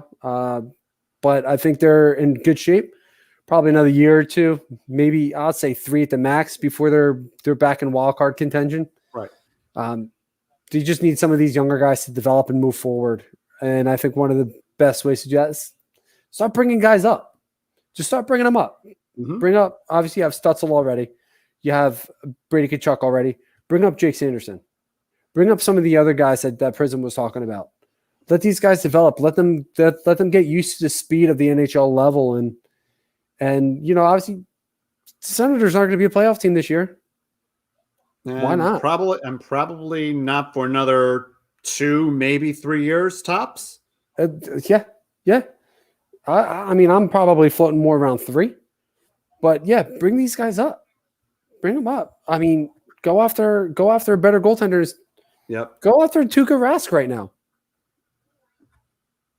I mean, he's probably more of the piece you want to bring in when you're ready to compete, but bring in Tuukka Rask. Maybe bring him in as a mentor. Sign him to a 2-year contract. Be a mentor for Matt Murray to have him take that next step and finally fall into be the goaltender that he was expected to be when he won the Stanley Cup in his first 2 seasons. And then he really fell off. So, I mean, he had a good mentor in Marc-Andre Fleury, but they let him go to Vegas. And then Tristan Jarry was right behind that. But, I mean, Tristan Jarry is obviously the better goaltender of the two. But it's some guys, they just need a guy. Like I said, Rask is available. I think if Ottawa picks him up, I think that could be a good thing. Yeah. Platoon the 2 guys. I mean, it doesn't make them a contender, but I mean, they'll stick. I mean, they will. I mean, hey, it's some star power, and then gives maybe some marketability to Ottawa. Come the next free agency season, if they don't re-sign Tuukka Rask, I mean, maybe for another year, maybe to attract some young talent, maybe to attract a big name in the goalie market. Yeah, no, for sure. Priz saying that, Ottawa had Sebastian Kasha fall in a couple teams did. I forget where he wound up. I'm pretty sure he wound up in Detroit, if I'm not mistaken there, Priz. And he also goes on to say that Norris and Batherson both did play in the NHL last year. I do remember Batherson playing. But yeah, keep these guys coming up. Yeah. Fill spots with young guys. See what you got. If they don't pan out in 15 games, you can send them back down. Right. So give them like an abbreviated stay up there, see what they got, see how they develop, and go from there. I think Ottawa's at the point where they're on that borderline of starting to make that turn. And I think they will. I think they will this year. I don't think they finished with a terrible record, but I do think they do. Obviously, they're going to finish in the draft lottery. I think they wind up. I don't think they wind up with the top 10 pick in the draft lottery, though. Right. I'm gonna go out on a limb and say they don't wind up in the top 10. I think they get like 11 or 12. Ryan's chiming in here saying, I hate teams leaving a city, then later going back and becoming the same name. Jets being one, Cleveland Browns in football, etc. If that's the case, and send the team that moved back to back there with the players on that roster and start a new franchise. That way, old records of the teams are still in existence. I get your point. I mean, Winnipeg isn't exactly that same franchise, though. Right. But I see what you're saying. And there is a way they can do it. They just got to ask. That's pretty much it. Mm-hmm. I mean, that's how the new Charlotte Hornets, previously the Bobcats, got all the history back. They just simply asked the NBA and it's like, hey, can we have our history back? And they're like, sure. And then what they did with the Pelicans was that they treated the Pelicans like an expansion team. And they just said, oh, but they just happened to borrow the Hornets players. So technically, Chris Paul was never a Hornet to begin with. He was a Pelican that just happened to wear a Hornets uniform. Yeah, and I'm all about, like, I don't necessarily want them to go back to Quebec and be the Nordiques. Yeah. They can go back to Quebec and be any team that they want. Right. I mean, initially Arizona was Winnipeg. Yeah. But with Atlanta moving back to Winnipeg, they kept the franchises separate for that specific reason. I mean, they wound up with the same name, which I'm not necessarily in full agreement with, but it is what it is. There's nothing I can do about it personally. Right. So, I mean, if they want to be the Nordiques, I'm sure there's loopholes to get that name, but I don't necessarily think they need to go back to be the Quebec Nordiques. I think they can come up with another name, but the city of Quebec, like Winnipeg, is a great city for hockey. Yeah. And they never should have lost it. Yeah, they should have never lost. I mean, things happen, with especially what happened in Canada at the time. The dollar was decreasing, and of course, the Nordiques. I mean, they weren't the most competitive teams to begin with, but they had the local following.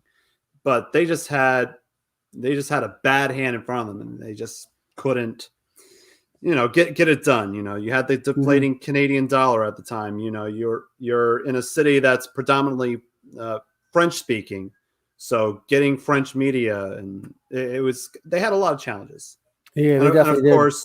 And of course, Le Colisée, was old and decrepit. So them getting a new arena and the Central Videotron, I mean, absolutely beautiful. But I think NHL will come back to Quebec City. I think so too. They've been in on trying to get a couple franchises. They were in on the Vegas franchise, and they were obviously in on Seattle. Yeah. And I don't necessarily see any other franchises coming out in an expansion anytime soon. So if they want a team, this might be their chance. Yeah, I think it's either going to be Quebec, not Quebec, Arizona. That's the go-to team that's probably going to relocate. I know people said Florida for a long time. When Florida was the running joke where there's like, there's 6 fans at the game, and they still do have 6 fans at the game. Uh-huh. But it was always Arizona, it was always Florida as those relocation contenders. Yeah, I mean, similar to the Atlanta situation here is they're not drawing any revenue. Right. And I was saying this last week. I mean, one of the biggest reasons is Arizona's not really put out a good product. Exactly. I mean, they've made the playoffs a handful of times. They have one trip to the Western Conference Finals, and I believe that was 2012. Yeah. When they played the Kings. They don't have a record of putting a consistently good product out on the ice. And with you not being able to do that, you're not going to gain the revenue. You're not going to keep the fan base rolling, and no one's going to stay interested. Yep.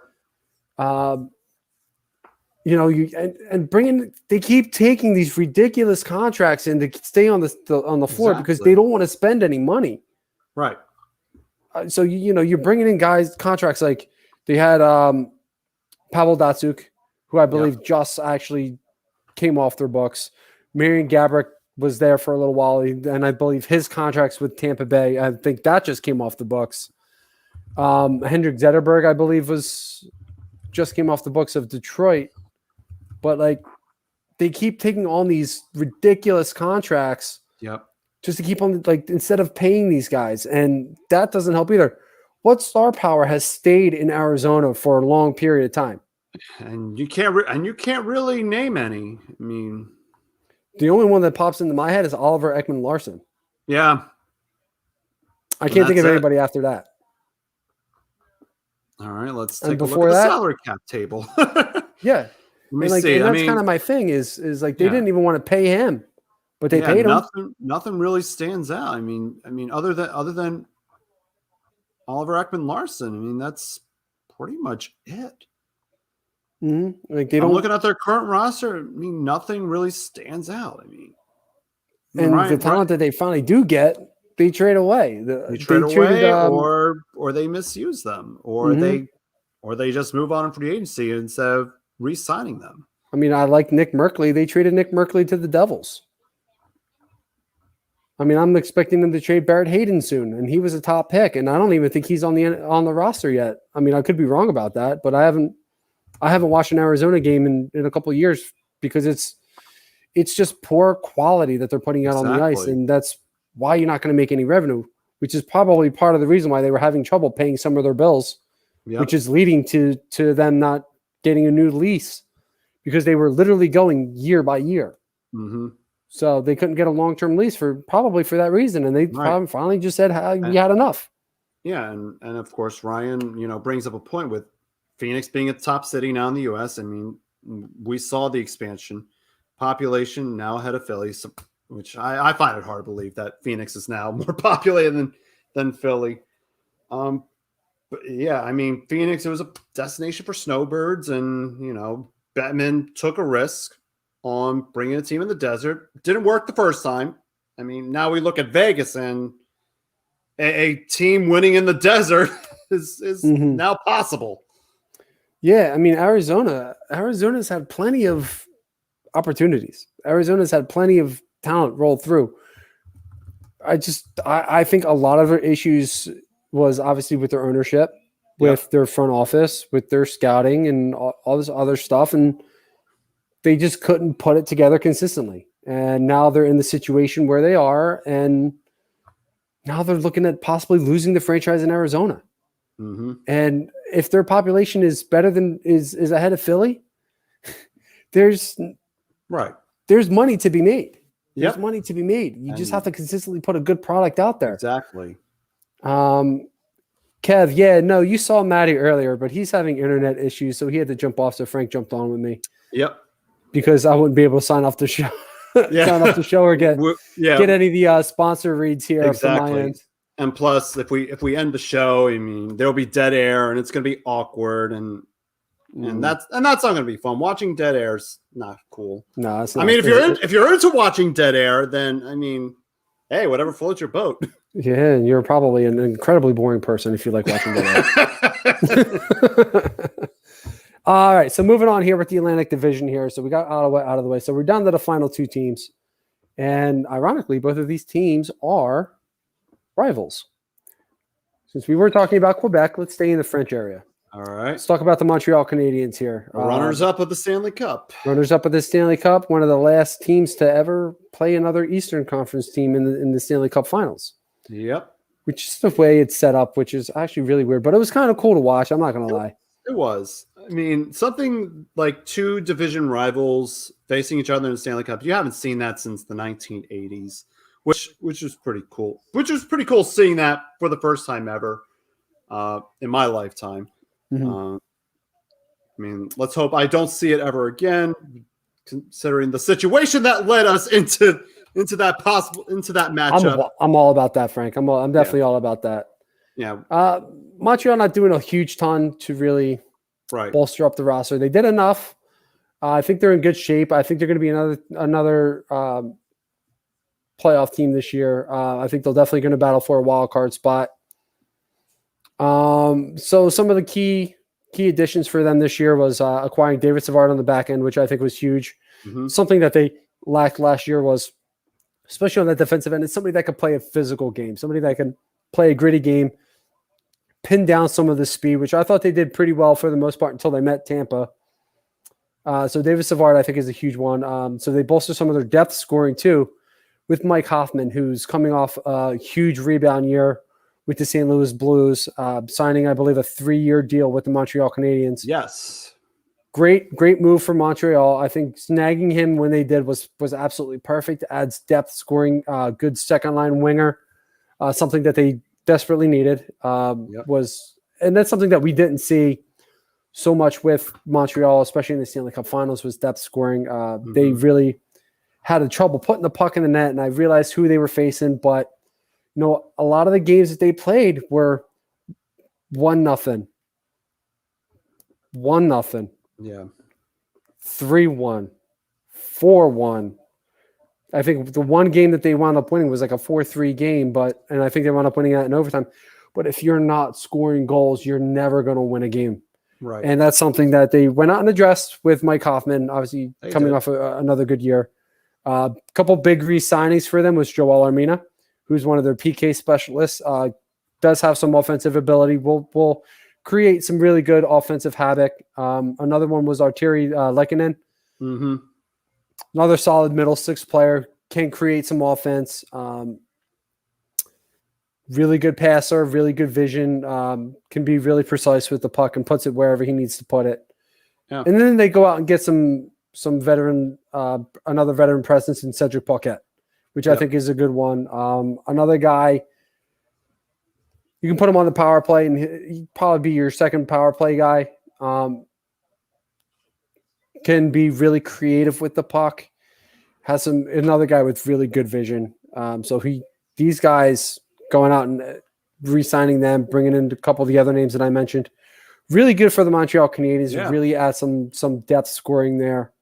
Now there was one concern. As I was making the thumbnail, I realized if you realize in the thumbnail, by the way, Brendan Gallagher was on the thumbnail. I was originally going to put Shea Weber on the thumbnail, and as I was looking for a picture of Shea Weber, I see an article saying that there's a chance he may not play this season. There's a chance he may not ever play again. Yeah. And I'm actually glad you brought it up before I did. So that's another reason why you bring in David Savard. Because you don't know what's going to happen with Shea Weber. You don't know if he's going to retire. You don't know if he's ever going to play again. We know he's not playing this year. Right. That's going to hurt. That's your captain. That's your leader. That's your voice in the locker room. That's a guy who's never really had a shot at the Stanley Cup. Finally got that shot. And we all saw what Montreal did. Yep. There's no denying that they pretty much came out and just got manhandled for the most part. Yeah. I mean, they have a nice core. You hope that somebody like Brendan Gallagher steps up. I mean, if it's going to be the next if he's going to be the next captain, it's got to be Gallagher. I don't necessarily know if I agree that it's Gallagher. I don't know if there's anybody really on that roster right now that I would be completely comfortable with putting a C on at the moment. The one guy is actually gone, and that's Philip Deneau. Signed a contract with the LA Kings. He was their number one line center, should have been their number one line center, and it was one of their best two-way players.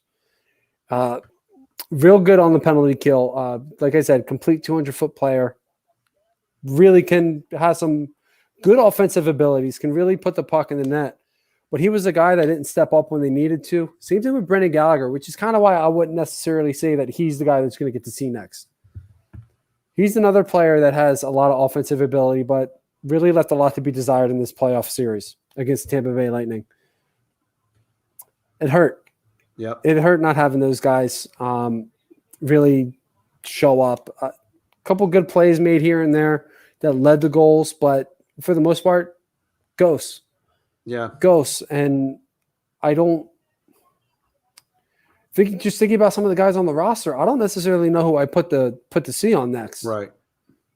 I mean, if anything, maybe you pull something like a Vancouver and put the C on Carey Price since he didn't go anywhere. Yeah. Make him the unofficial captain. I mean, you got to play better in front of him, which obviously they're set up to do next year.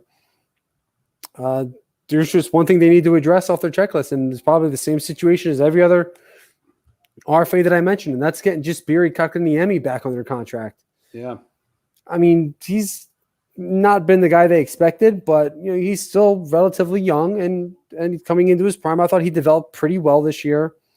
Had some big goals in the playoffs when they needed it, and they really need this guy to take a step forward. I think he could be the future next captain for the Montreal Canadiens, but at the moment, right now, though, clearly a playoff team. I don't think they're anything less than that.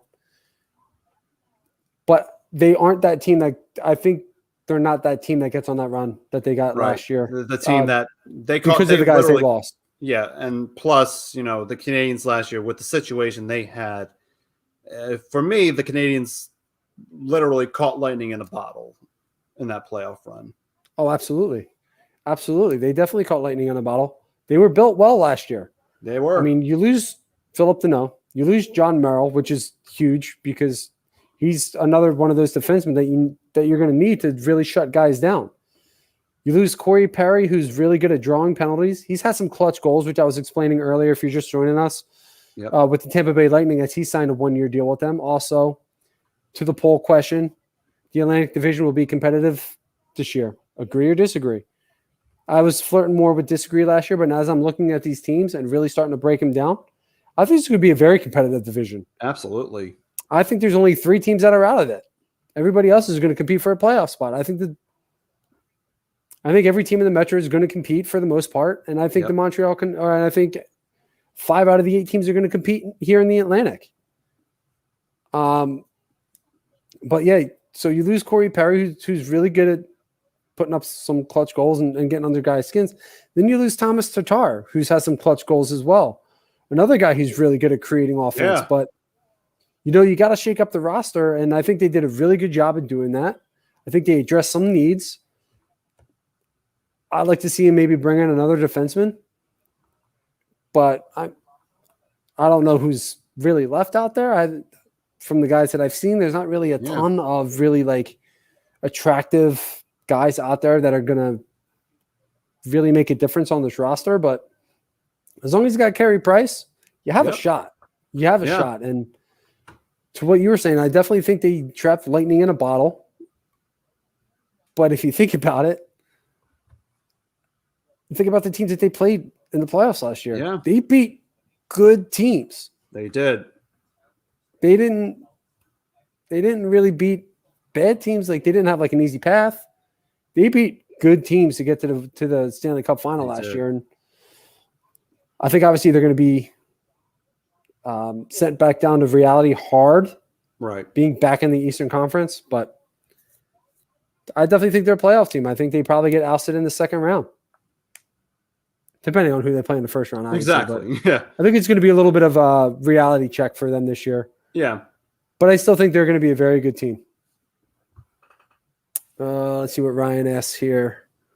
He asks about if Braden Holtby will be the starting goaltender for the Dallas Stars. If not, he doesn't understand the Flyers not choosing him over Martin Jones, who both signed for the same amount. He knows that Jones is close with the current Flyers coach who was with him when they were with the Kings, but Holtby has a much better career and has a Stanley Cup. If he doesn't start for Dallas, should he have been the choice for the Flyers as a backup over Martin Jones? And that is a very good question. I actually like that. That's a good question. That's a very good question. Yeah. No. And I think they probably did look into Braden Holtby. Mm-hmm. And I don't necessarily think it was the price tag that kind of lured him away from Holtby. I think it's the fact that Holtby still believes he can be a starter. At the very least, a platoon player. Right. With Martin Jones, I don't know. I don't know. That's a tough question to answer. Yeah. I think you're in the same boat either way. Yeah. You're trying not to take starts. I mean, maybe you cut back on Carter Hart's starts a little bit. That's what I'm thinking as well. Kind of give him a little bit more time off. But at the same time, what are you going to get out of Holtby? Is he going to be, back to the Holtby of, this guy's going to be one of the top goaltenders every year? Yeah. But we know that his save percentage has decreased since the Stanley Cup, if I recall correctly. He's gotten progressively worse. Had a terrible season with Vancouver, to be completely honest with you. I think that was a huge part of their fallout. Obviously, losing Jacob Markstrom was huge for the goaltending situation in Vancouver. But, I mean, with Holtby's just been kind of declining every season as we've been going here. And I think at least with Dallas, he chose Dallas because Ben Bishop, and I'm not necessarily saying this, but Right. with Ben Bishop. Ben Bishop tends to be hurt a lot. He does have the nickname Mr. Glass from a lot of the fan bases.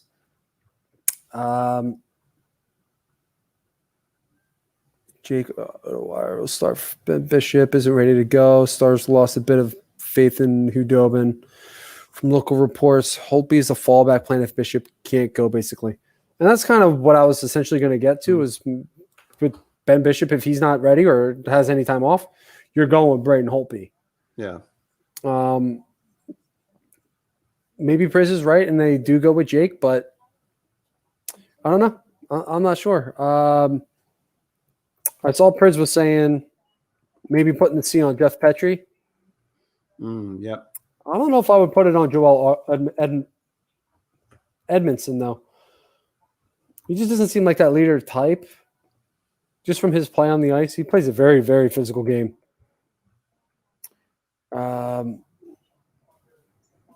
Let's see what else we got here going on as far as some of the comments go. Prism predicting goal Caulfield putting up 30 goals next year. I can see that. I definitely see that. Dude, he was a stud last year, and he's going to be a huge part. I know the Flyers wanted him going to the draft. We took what's his name? Who was it in that draft? It was Cam York. We took Cam York over Cole Caulfield twice.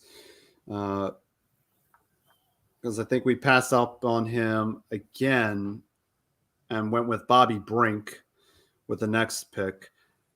But, Caulfield, yeah. The guy's a stud. The kid's a stud. Yeah. If I remember correctly, they passed up on Caulfield to take Cam York, traded the next pick, and somehow fell to him again. And then they passed on him again for Bobby Brink. Yep. Although I think Bobby Brink is going to be a good player. He was one of the best all around scorers in the league, or in the draft. So obviously something that's going to wait for a little bit more time for the Flyers. But as far as the goalie thing, I honestly don't know how to answer that question, right? Yeah. To be completely honest with you, I think you're looking at the same situation either way. I mean, maybe you bring in Martin Jones to kind of take some of the starts away from Carter Hart so he can kind of just get his head back into it. Mm-hmm. But, I mean, other than that, I don't think you bring in Braden Holtby for that. Right. Because I think Martin Jones is still putting up better numbers than Holtby.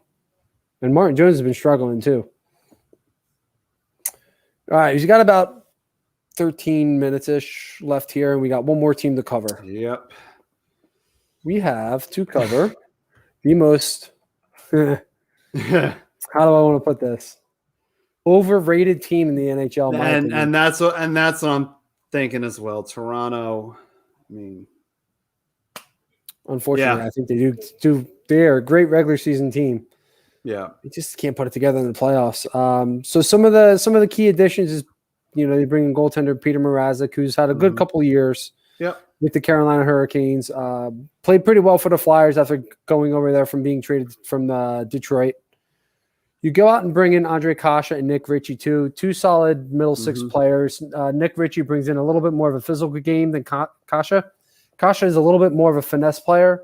Hasn't really found his game yet at the NHL level.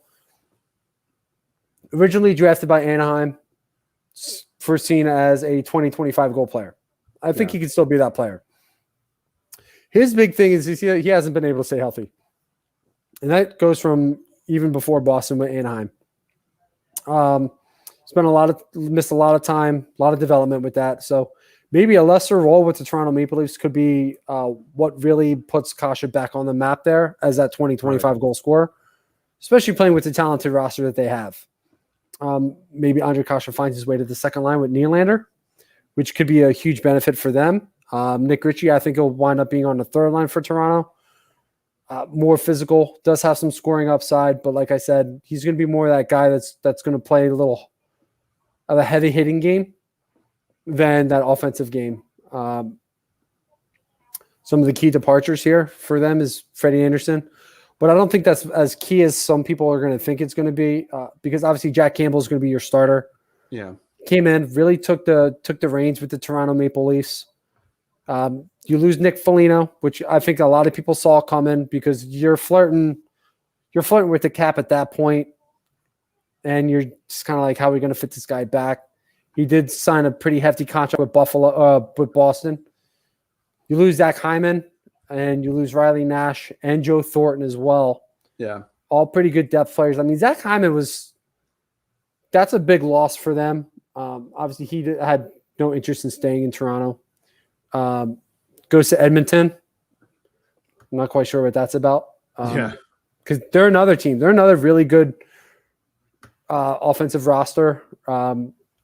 Still a lot to be desired for that organization. I think he's going to run into the same issues with the Edmonton Oilers. I don't know if it's a money move. I don't know if it was a move because he thinks he's got a better chance of winning with Connor McDavid and Leon Draisaitl. But, yeah, I mean, as far as the Maple Leafs go, they may be one of the most overhyped teams with their roster. Yeah.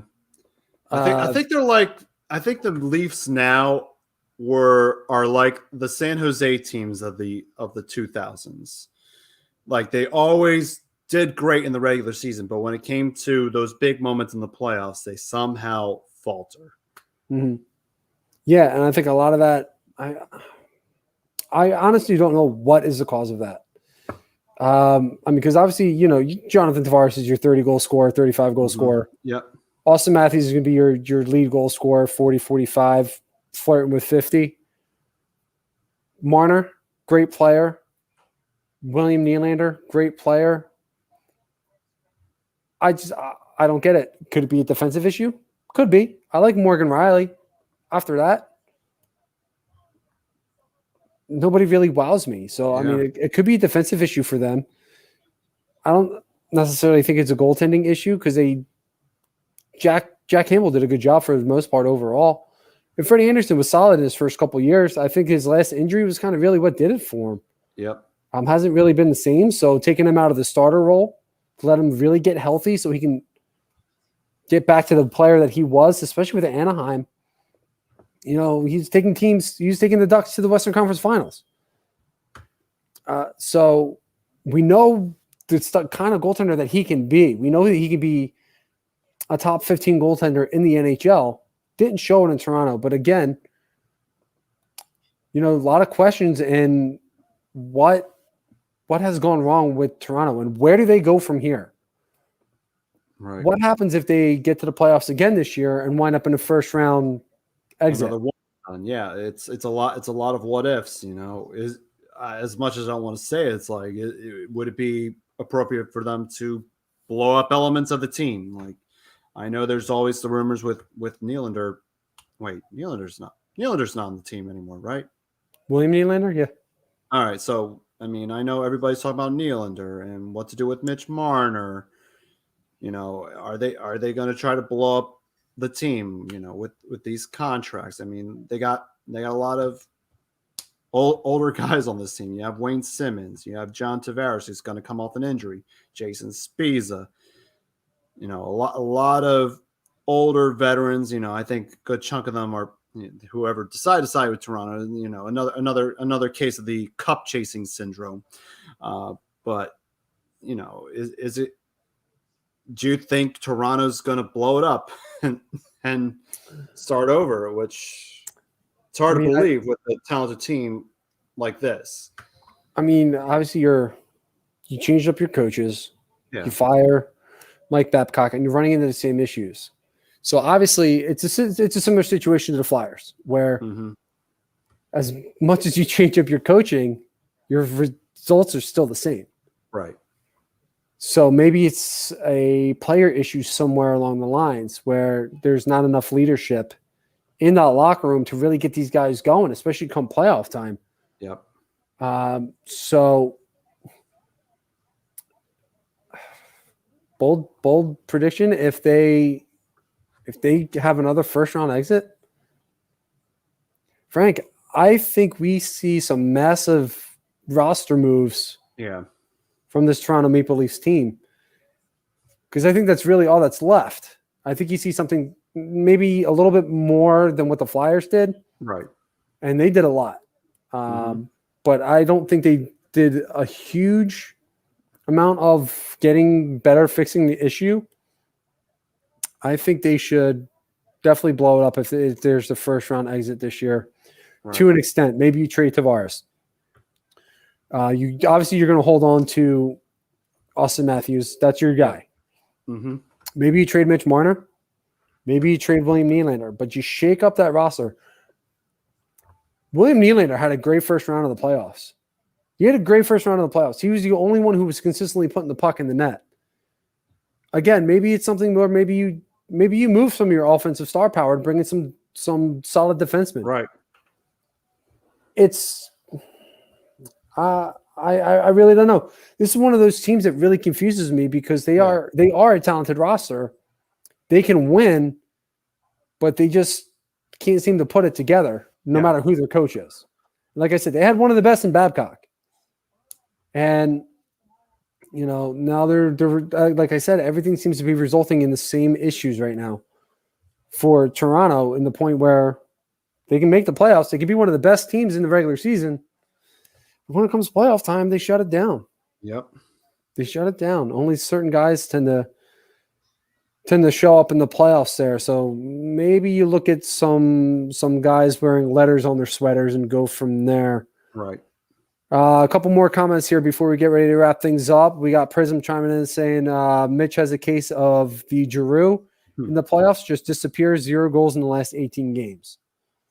That's an issue. That's something maybe you address. Like I was saying earlier, Priz, maybe that's one of the guys you shop at during the offseason because of that. There's a lot of these guys that are making a lot of money that have great regular seasons but disappear in the off seasons. Yep.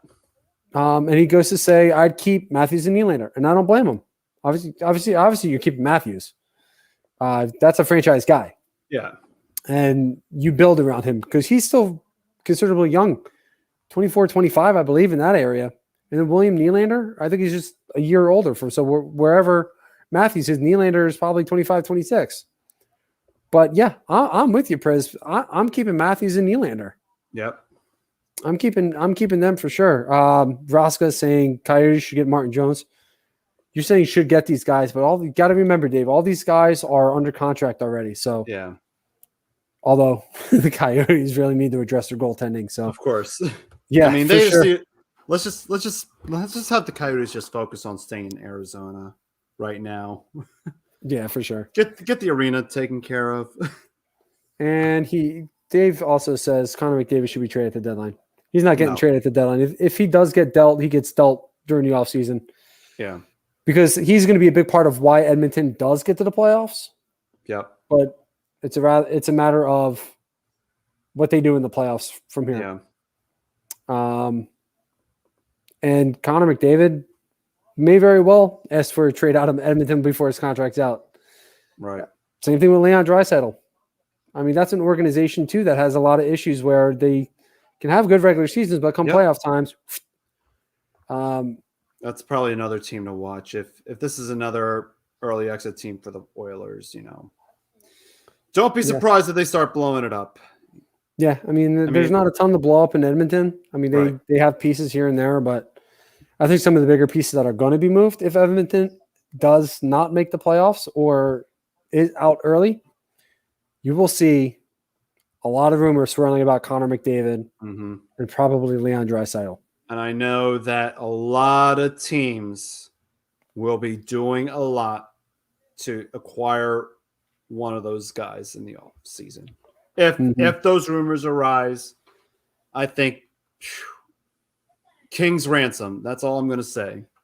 And if you think about it, I mean, final thing I'm going to say before we wrap things up here.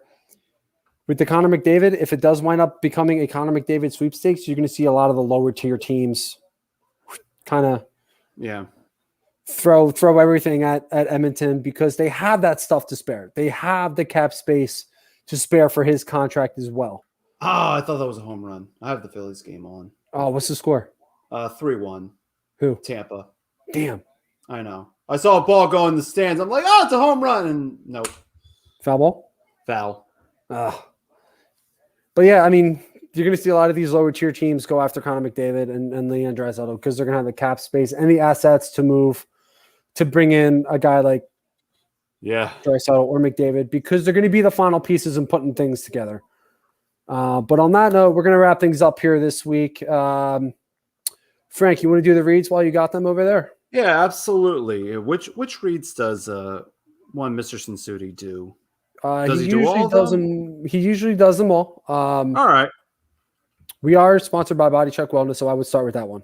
All right. So the Hockey Happy Hour is brought to you by Body Check Wellness. They are a line of products that promote health and wellness by using the full potential of hemp. They come in topicals, gummies, creams, oils, and whenever you shop online, use promo code A2D for 25% off your order. And when Riley Cote, one of the founders of Body Check Wellness, appears on the Hockey Happy Hour, you'll get a very special offer.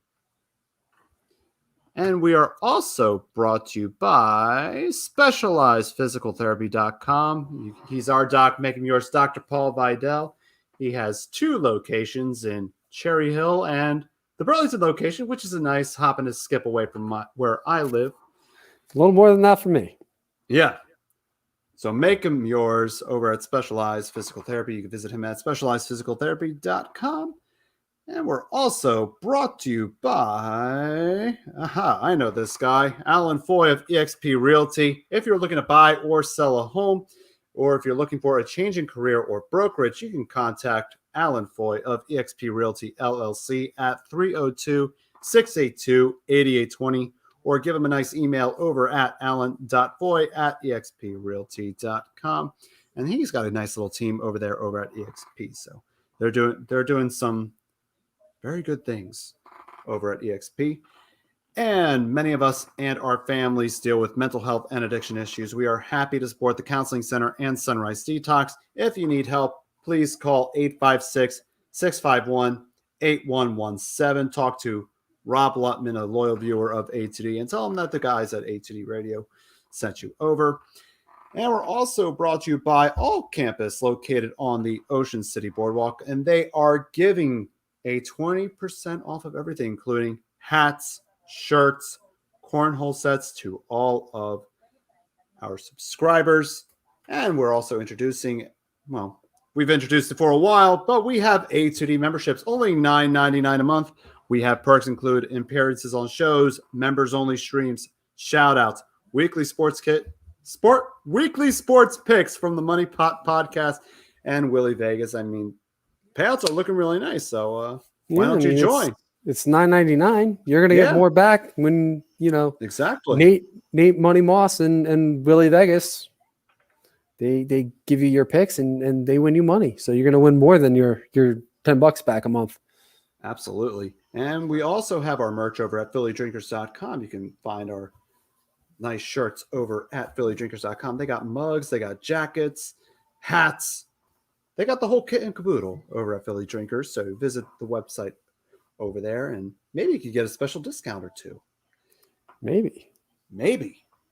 And also, I feel like I got them all. Oh, and we're also brought to you by Manscaped. Get 20% off and free shipping with the code A2D over at Manscaped. Unlock your confidence and always use the right tools for the job with Manscaped. And introducing another new sponsor. Need a new watch? Visit LaTerrain.com and use A2D for 10% off. I actually checked that website out. That's actually, these some really nice watches. Not a huge selection yet, but there's some nice stuff over there. Yeah, nice stuff. Definitely some nice stuff. I think that is everyone. All right, awesome. If we miss any of the sponsors, we generally apologize, but yes, that's going to do it for the Hockey Happy Hour here tonight on our new night and time, Tuesdays at 8 p.m. I want to thank Frank for joining me because Maddie unfortunately had internet issues. He will be back next week, though, for sure. And his Pove's going to be back next week. And Pove will be back next week as well. So we'll have the full team back there for you. So we're probably going to break down another division. Which one? We're not sure yet. We'll discuss that one. Maybe we'll finish up the East Coast, or maybe we'll do one of the ones on the West Coast. I don't know. we'll figure that one out for you. But we're going to continue our division breakdown leading into training camp there in September in a couple weeks here. So for Frank Vespi, so I'm going to thank him again for joining me and welcome bailing me out here. And Madison Sudi, who was in and out tonight, unfortunately, had some. He needs to work on that internet. He needs to get FiOS. I am Brian Daly, also known as the Darkwing. We will see you guys next Tuesday, 8 p.m. Don't forget, new night, new time, Tuesday at 8. We'll see you guys next week.